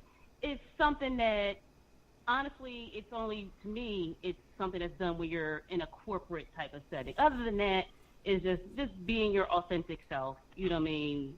You know, that's just the key to anything. But, again, do what you have to do, you know, for that time period, so that way you can do what you want to do later on. You know, if I got a code switch just to get my coins up, and that way I can go and work for myself, then I could be me all day long, because it don't matter. Because guess what? I'm working for myself. Right. So, but at the time right now, okay, I might got to code switch a little bit, do what I got to do. Okay, fine. You know what I mean? But that's just, like I said, do what you got to do, you know, for your situation. Anybody who want to follow me, I'm on Tiffany Yancey, AT Yancey on Instagram, and Tiffany Yancey on Facebook. And also follow my new page for my new web series coming up, The Introvert Life, at _Introvert Life on Instagram. Holla. That sounds like to be interesting, Introvert Life. All right, Chris. Just want to say thank you to everybody for having me on this panel. I had a good time. My 2 cents about code switching is, I think it does depend on like your industry and your environment. You know, I think there is a fine line between code switching and being fake. I think if you got a code switch to, you know, for the right reasons, as long as you're not compromising yourself. But that's my 2 cents on it. If y'all want to follow me on Instagram, it's CapoVerde _V, CapoVerde _V. All right, and John. Oh yeah. Wow. I had a blast with you guys tonight. I learned a lot. I just want to say that for me, code switching, I mean, very early in life, I just learned that it was a necessary evil as a black male. Is one thing that I've learned is that white people are not comfortable with the truth, especially coming from black men. And I just feel like I don't know, man. The one thing I've learned here is that maybe black women and black men view it a little differently, but I feel like black men almost have to do it to survive. You can reach me on Facebook at Jonathan Mack. That's Jonathan without an H.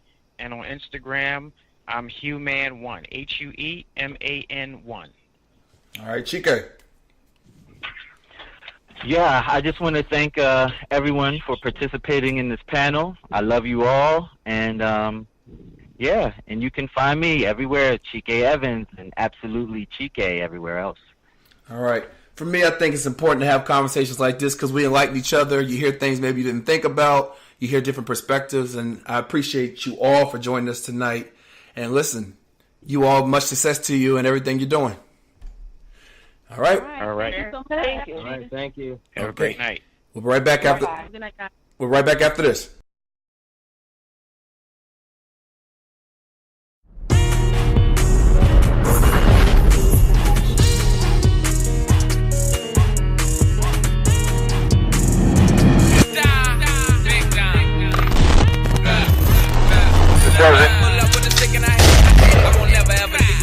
Put my wrist in the pot and I whip the fish in the water like I'm going fish. These niggas they hot, tell it, tip it. I got that water, splash, dip it. Bust open the chicken, saran, brick. I'm serving that Bobby Brown, Whitney, Adidas designer, brand.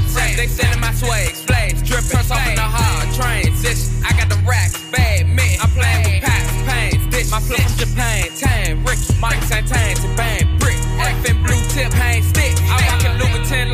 French, I see shit different. Gucci, lenses, Lima, Rover, riding Benz. Got off the street, we independent. I've been trapping, benefiting. Gotta feed my 3 dependent niggas, telling, folding, bent. I'm still that same, ain't no from Bennett. I rock with Burner, that's Kavai. I got whole things, them birds of mine. Got choppers like I'm riding Harley. Piece of head on my Versace. I'm a Pyrex, with a circle, water, wet, dipper. I'm a vegan, yes, trip. That bitch ain't bad, I'm a skipper. I'm a fucker if I pick her. I'm a ducker when I hit her. I don't love her, I don't miss her. Why you hug her and you kiss her? I would kill her, he a killer. Keep monkey nuts like we gorillas. We ain't no misses, we some hitters. They going broke, we getting rich. Pull up with a stick and I hit it. I won't never ever leave a witness. Put my wrist in the pot and I whip it. The fish in the water like I'm going fish. These niggas they hot, tell it, tip it. I got that water, splash, dip it. Bust open the chicken, saran, brick. I'm serving that Bobby Brown with Adidas designer, brand. They sending my swag, splash, dripping. Turns off in the hard transition. I got the racks, bad men. I'm playing with packs, pains, bitch. My flip from Japan, Tan, Ricky, Mike Santan, Japan, brick. F and blue tip, paint stick. I got the gas bag, smell it. I been Coca-Cola pellet. I got real niggas jelly. Niggas they broke, they lying. Well, these niggas they mouth rats. Tell somebody gon' need a paramedic. I got the 30 courage, step this Draco kicking like it's tech. Niggas goosey, geeking neck. We come, they run and leave and step. Can't leave the house without the weapon. I got Glocks and Smith and Wesson. I got ARs, Mac 11. Niggas broke, they bitches stressed. They going through a great depression. My Gucci guilty, red ass. Thank him, teach that boy a lesson. Cable, little nigga, chest. I'm a OTD rapper. I can't leave it on the dress. I'm a designer, dripper, dresser. They drawing tips, they extra sketches. You got Molly, mine's better. I've been ducking alphabet. Pull up with a stick and I hit it. I won't never ever leave a witness. Put my wrist in the pot and I whip it. The fish in the water like I'm going fish. These niggas they hot, tell it, tip it. I got that water, splash, dip it. Bust open the chicken, saran, brick. I'm serving that Bobby Brown with Adidas designer, brand. They sending my swag, splash, dripping. Turns off in the hard transition. I got the racks, bad men. I'm playing with packs, pains, bitch. My flip from Japan, Tan, Ricky, Mike Santan, Japan, brick. F and blue tip, paint stick.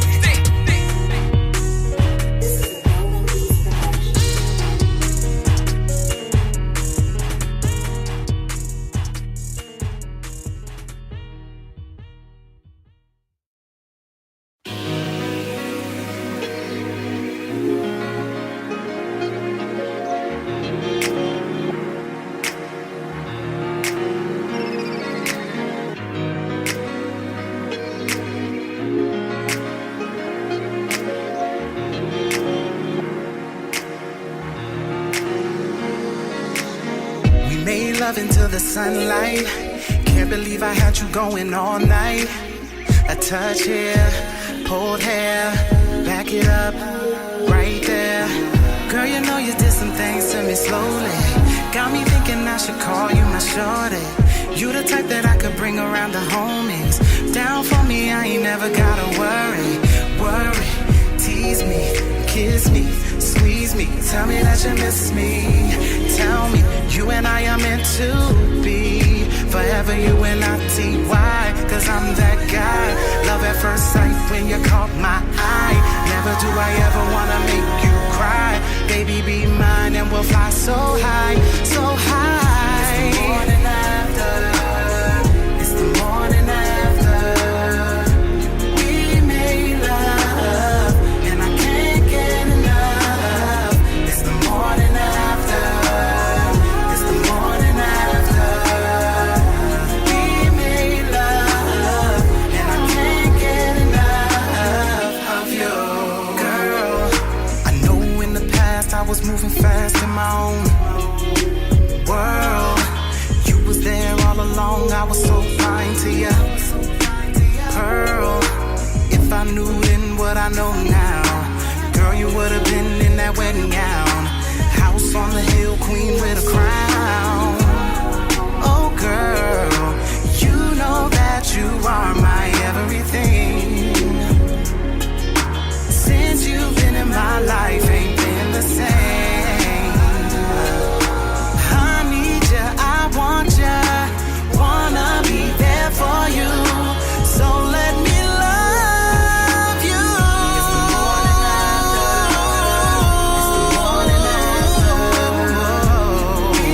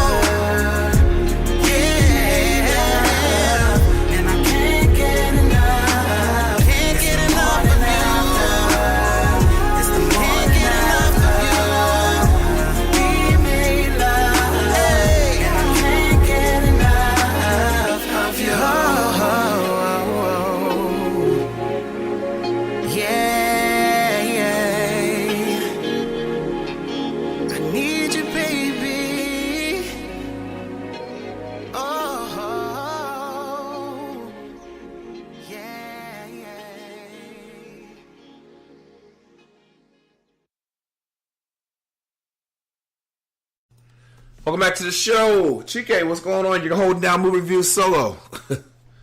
Oh, man. So, there was a lot of movies.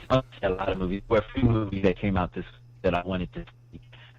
Didn't get to see all of them, but I did get to see 2 films. So the first film that was Kevin Hart's first production under his umbrella, Night School, starring Tiffany Haddish, Kevin Hart himself, and Yvonne Orji from Insecure.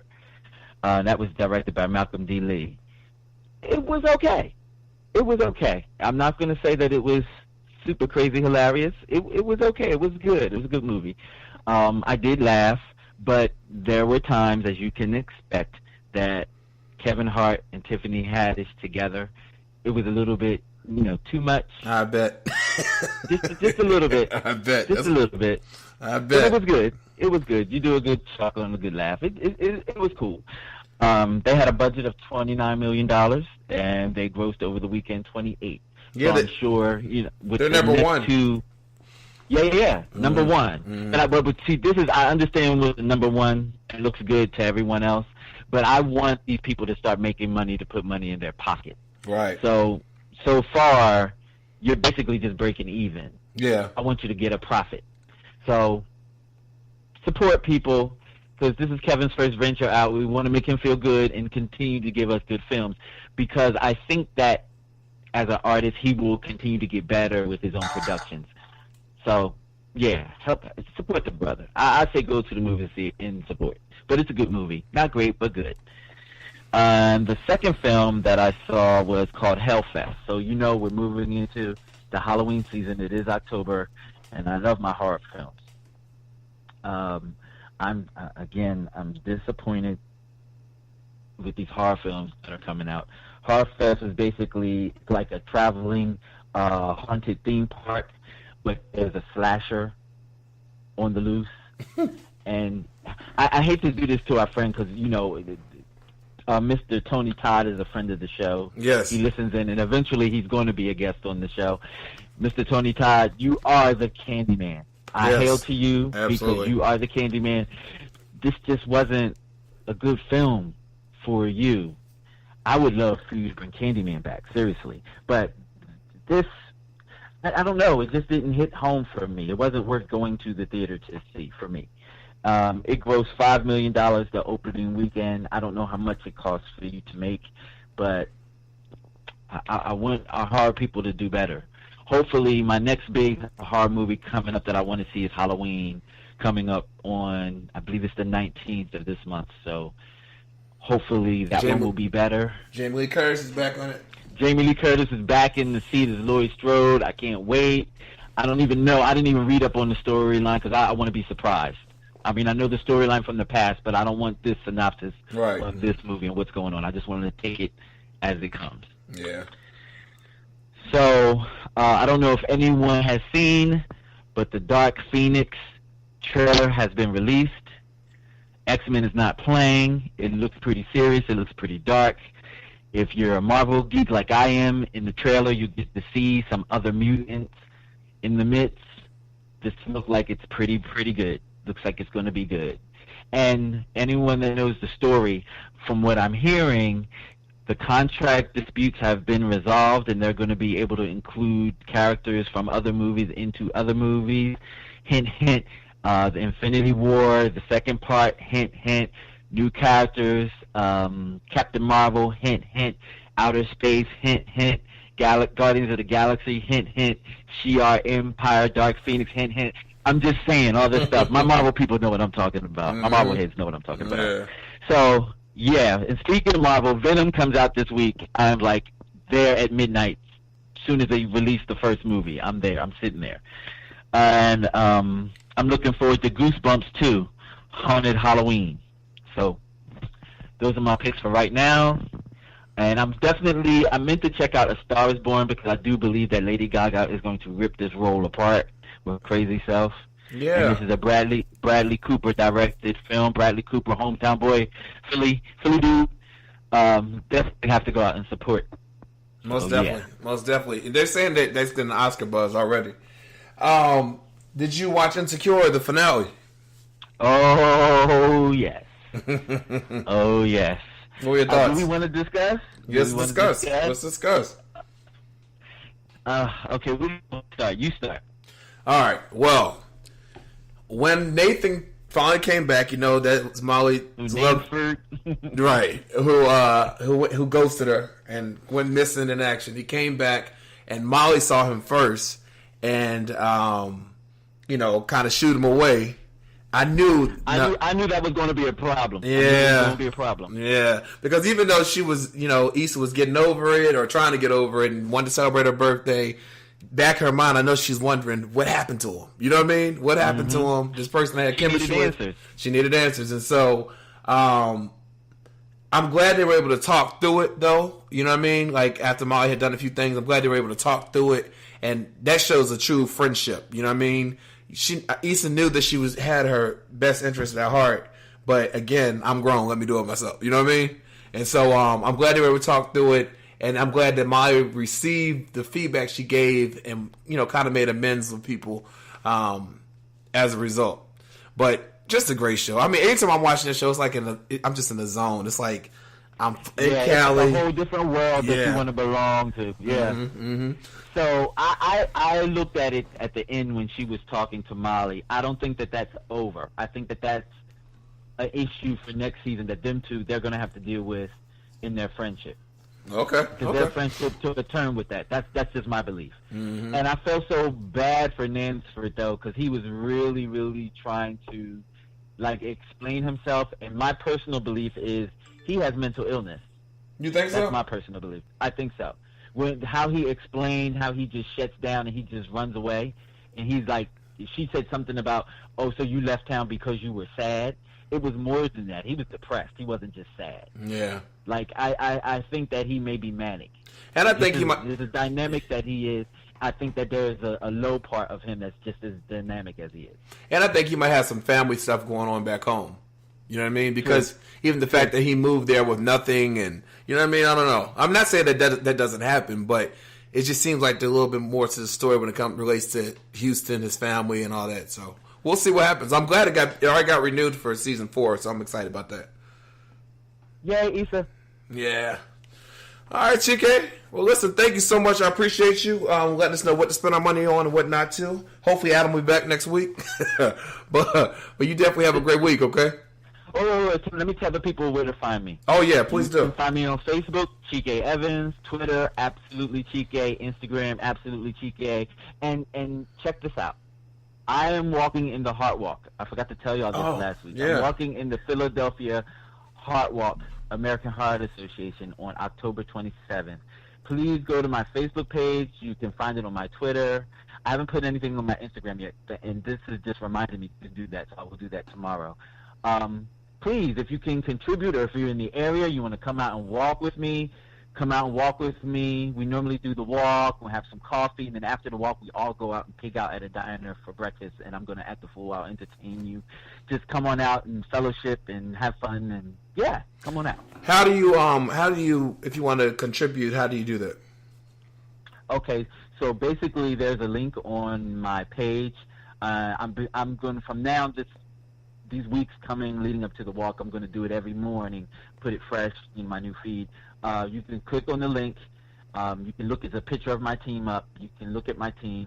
And I basically walk because of my father. He with vascular issues and eventually succumbed to a stroke. So I walk in his honor. And, click on the link. You can donate, or like I said, come out and walk and support. Love to have you. And we'll have that information on our website as well, StevenKnightShow.com. Chike, thanks as always. Have a good one, okay? Absolutely. All right. Right back after this. So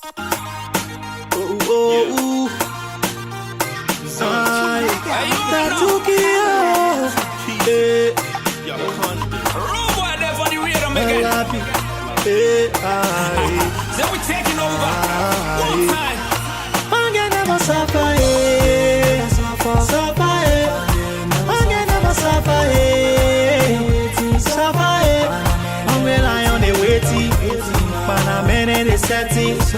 Destiny got a chasing, but the trooper she jacking. Man can never suffer.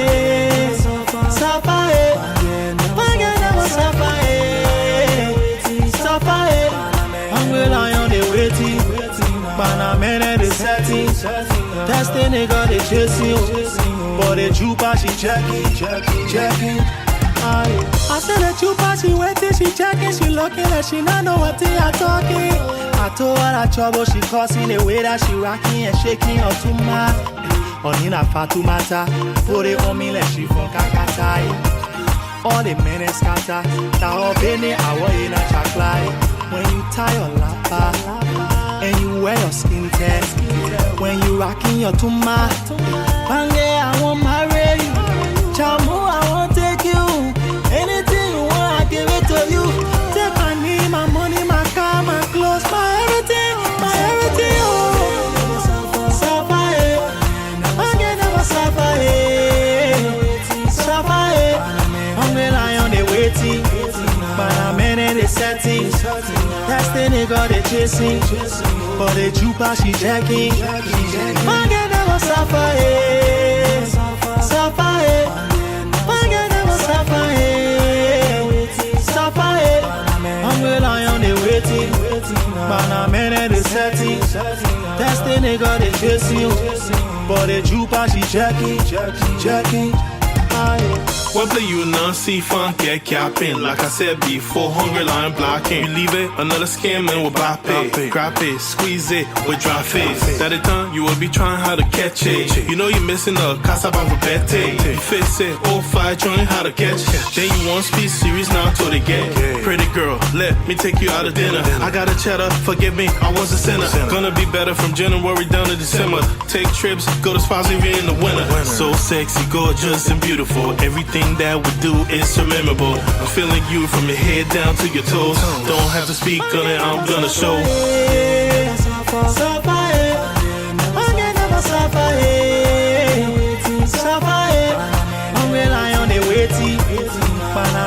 Setting. That's the nigga they chasing. But the trooper she checking. Bange never suffer, Suffer, Bange never suffer, Suffer, Hungry lion they waiting. But I'm in it setting. That's the nigga they chasing. But the trooper she checking. Anytime she walking, the boy them be watching. Anytime she walking, the boy them be shaking. Baby girl, you temptation. Anytime you turn, girl, you confusion. Baby girl, you temptation. Anytime you turn, girl, you confusion. Baby girl, you blow my mind away. Anytime you turn like way, girl, you make me wanting you tonight.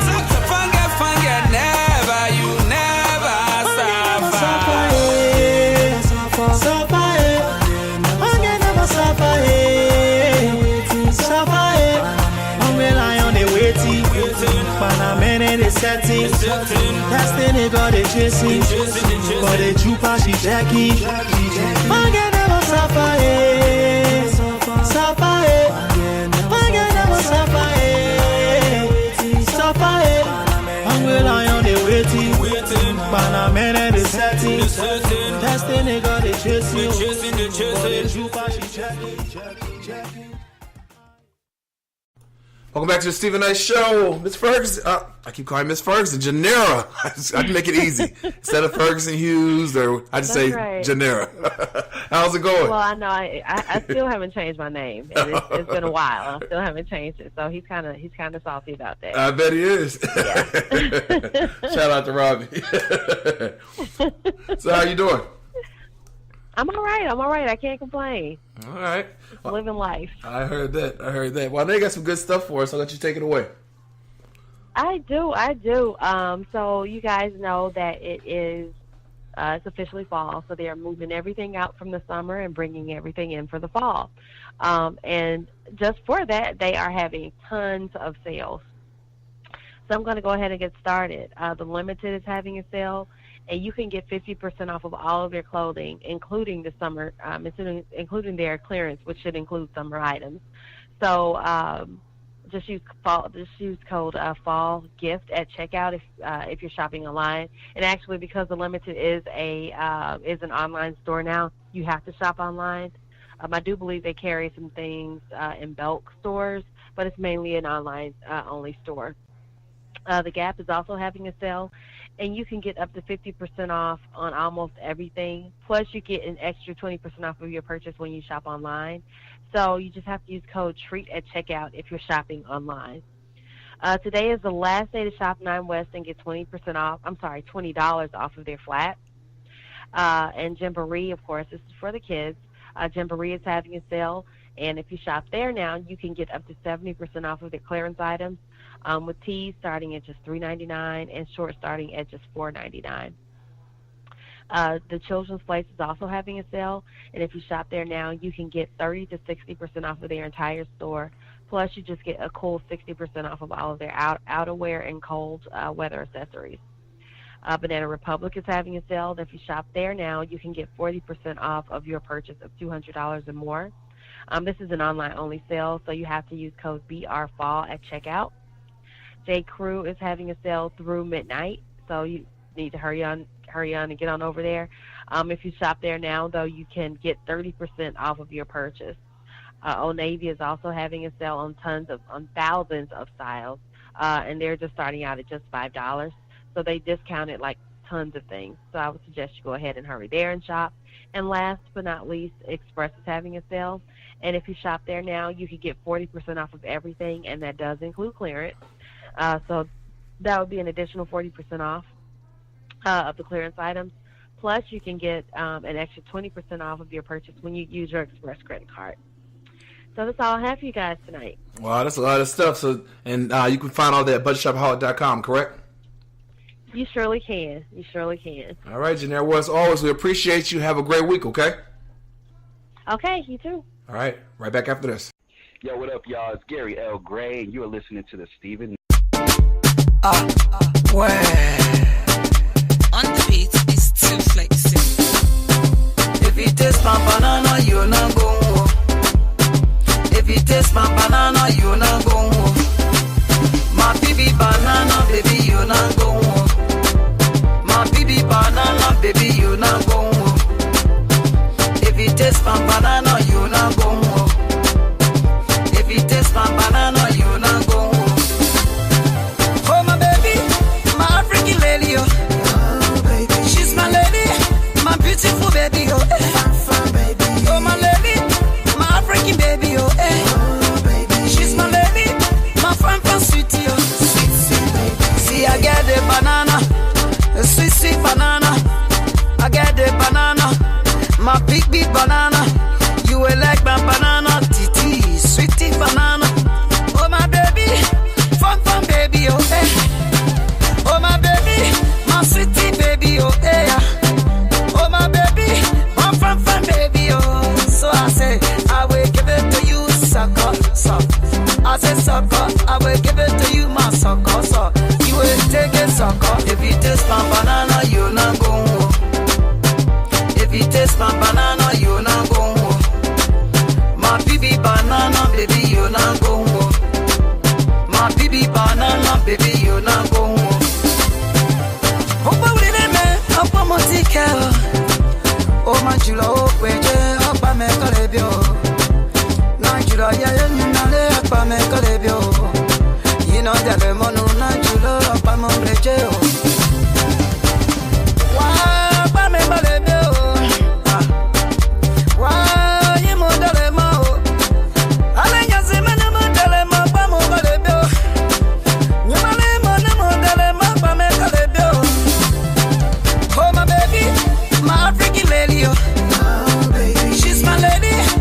beautiful baby, oh, hey. Oh my lady, my African baby, oh, hey.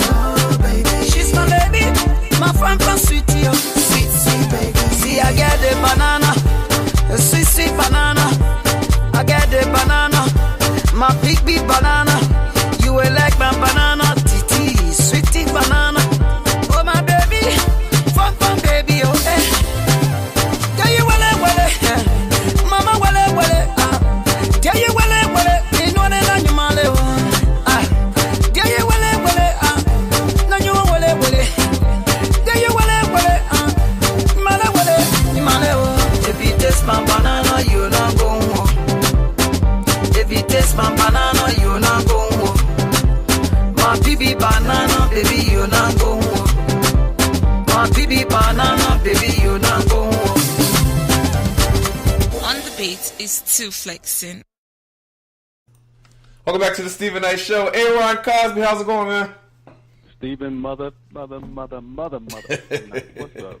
Not much. I can't complain. How was your weekend? Man, they coming for me. School, boy. Oh, it's that time. It's no joke. Mm-hmm. I'm looking at my computer screen right now. I got something that is due by midnight tonight that I have to turn in. Man. It's going to be done. No, yeah, you'll get it done. It's going to be nice. Yeah. But I've got to knock it on out. So that's why we about to do the sports real quick. All right, well, let's go. 60 seconds. All right, bam. Okay. I got to talk about your squad again. Yeah. 28-3. Mm-hmm. 28-3. Sad. Yeah. Sad. Yeah. Sad. Now you see why I keep saying 28-3. Because you can't let go. I don't know. Go ahead. I'm saying, what though. Go ahead.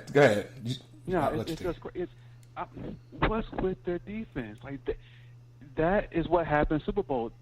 That is what happened, man. Mm-hmm. Their defense plays like some right.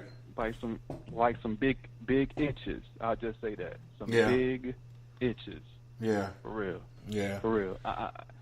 So they lost. They lost by 1 point. 1 point. Just let them know. Let the listeners know what happened. Okay. Well, they were down at first, but not much. I think it was a back and forth game. Right. It was, it was back and forth. The Falcons were playing the Cincinnati Bengals in Atlanta, and anytime, and this is the case with Atlanta, if they are on defense at the end of the game, and if the team that they're playing is only down by a field goal or a touchdown, the Falcons will lose. That's why their offense has to be putting up 35, 40 points in order for them to be able to win a game, because their defense is so crappy. I'll use that term. Okay. So what happened in this game was that the Falcons were up, I believe, by 5 points. I think it was 30 to 35 or something like that, or no, 36 to 30 or 35 to, anyway, it was under a touchdown. It was like 6 points. It was 6 points, yeah. It was 6 points. Yeah. And literally, it was maybe 10 seconds left in the game. Cincinnati is in the red zone. They throw it to Mr. Green, one of the best wide receivers in the league, and he caught the ball, caught it. 1 second left on the clock, and that was it. Cincinnati won. I mean, and what's so crazy is that there were two defenders right there in that area, and they both were like, I thought that you was gonna get him. Nah, girl, I thought that you was gonna guard him. I mean, that's how it is to me now. Yes, I'm sorry. Their defense are playing like some And I'm calling it just like I see it. I see them with their hands on their hips, and they sashaying on the field, and they ain't out here to play. Popping, and I'm like, nah, the Falcons need some toughness. I don't know where they're going to get it, but that defense is suspect, and 28-3. That's all I got to say. I have a question. I'm looking at the scores. I see the Bills played the Packers. The Bills didn't score at all. Did you watch that game? No. 22-0. No. I saw the score though. Yeah, it was. They didn't score anything. That's embarrassing. That is bad. It's embarrassing. That is bad. But actually, I think that the Falcons losing by a point is worse than the Bills not even scoring. Right. Because it's the Bills. Mm-hmm. No Yeah, shades or exactly. Buffalo, but I'm just, it's You're the not Bills, expecting right? all that from them anyway. You know what I'm saying? Yeah. Yeah. The Falcons are supposed to be Super Bowl. Like, this team should. I'm 28-3. I'm just leaving it at 28-3. 28-3. I just gotta say this about Kanye West, because I just gotta get it out of my system really quick. I know that it has nothing to do with sports, but I just gotta say this. He's a joke. He's what? A joke. Yeah, he is a joke. He's a joke, and it's sad because he, back in the day, which it seems like it was maybe 30 years ago, and it was only maybe 10 years ago, 5 years ago. This guy was so, at least I thought, was so woke. Yeah. And now he is just gone. Oh, it's horrible. Just out there, gone, and it's sad. It's like I'm watching someone, and I am not a doctor, but it's like I'm literally watching someone with an, I don't know if it's maybe a mental illness. Well, he's a bipolar. breakdown or attention, whatever it is. Yeah. It's not good. No, it's bad. not. It's very bad. Yeah. It's very bad. Yeah. Very true. Very true. Yeah. All right. I also want to say some more stuff, but I'm not. So I'm just leave it at that. Yeah. 28-3, y'all. 28-3. And that's all that I want to talk about today, because I need to get back to this assignment that's due. And Well, good luck with that. I'll Get talk it to y'all done next week. All right, everyone. Have a good one, okay? Oh, hold on. One last thing. LeBron is looking nice in the Lakers uniform. I didn't know how it would look at first, but Bron's looking nice in the purple and gold. Yeah, we posted it on our Instagram, so take a look. Go to our Instagram, the Stephen Knight Show, and look at check him out. Check him out. It's definitely up there. Adios. All right, everyone. All right. Peace. We'll be right back after this.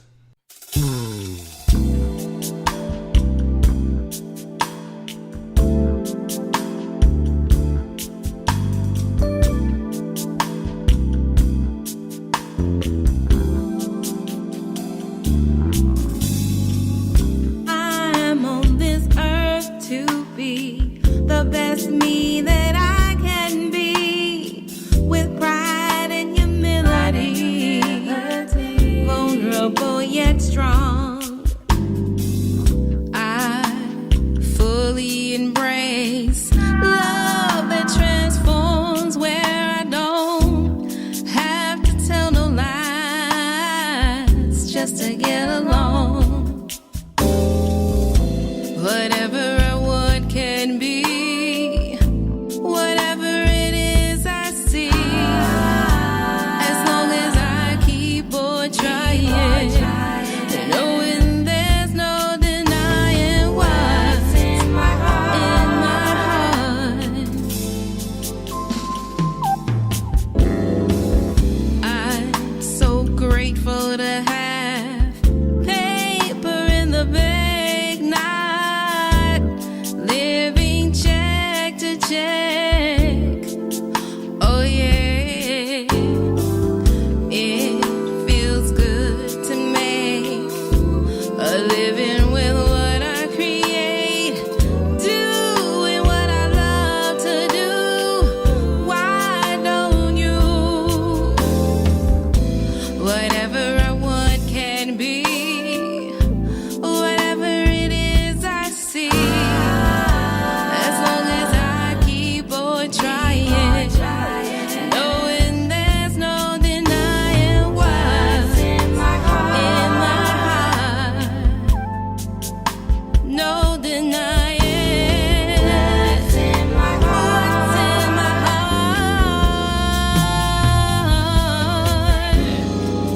I'm raising my vibration to see the world in harmony. No more poverty or killing for ideas, 'cause whatever I want can be,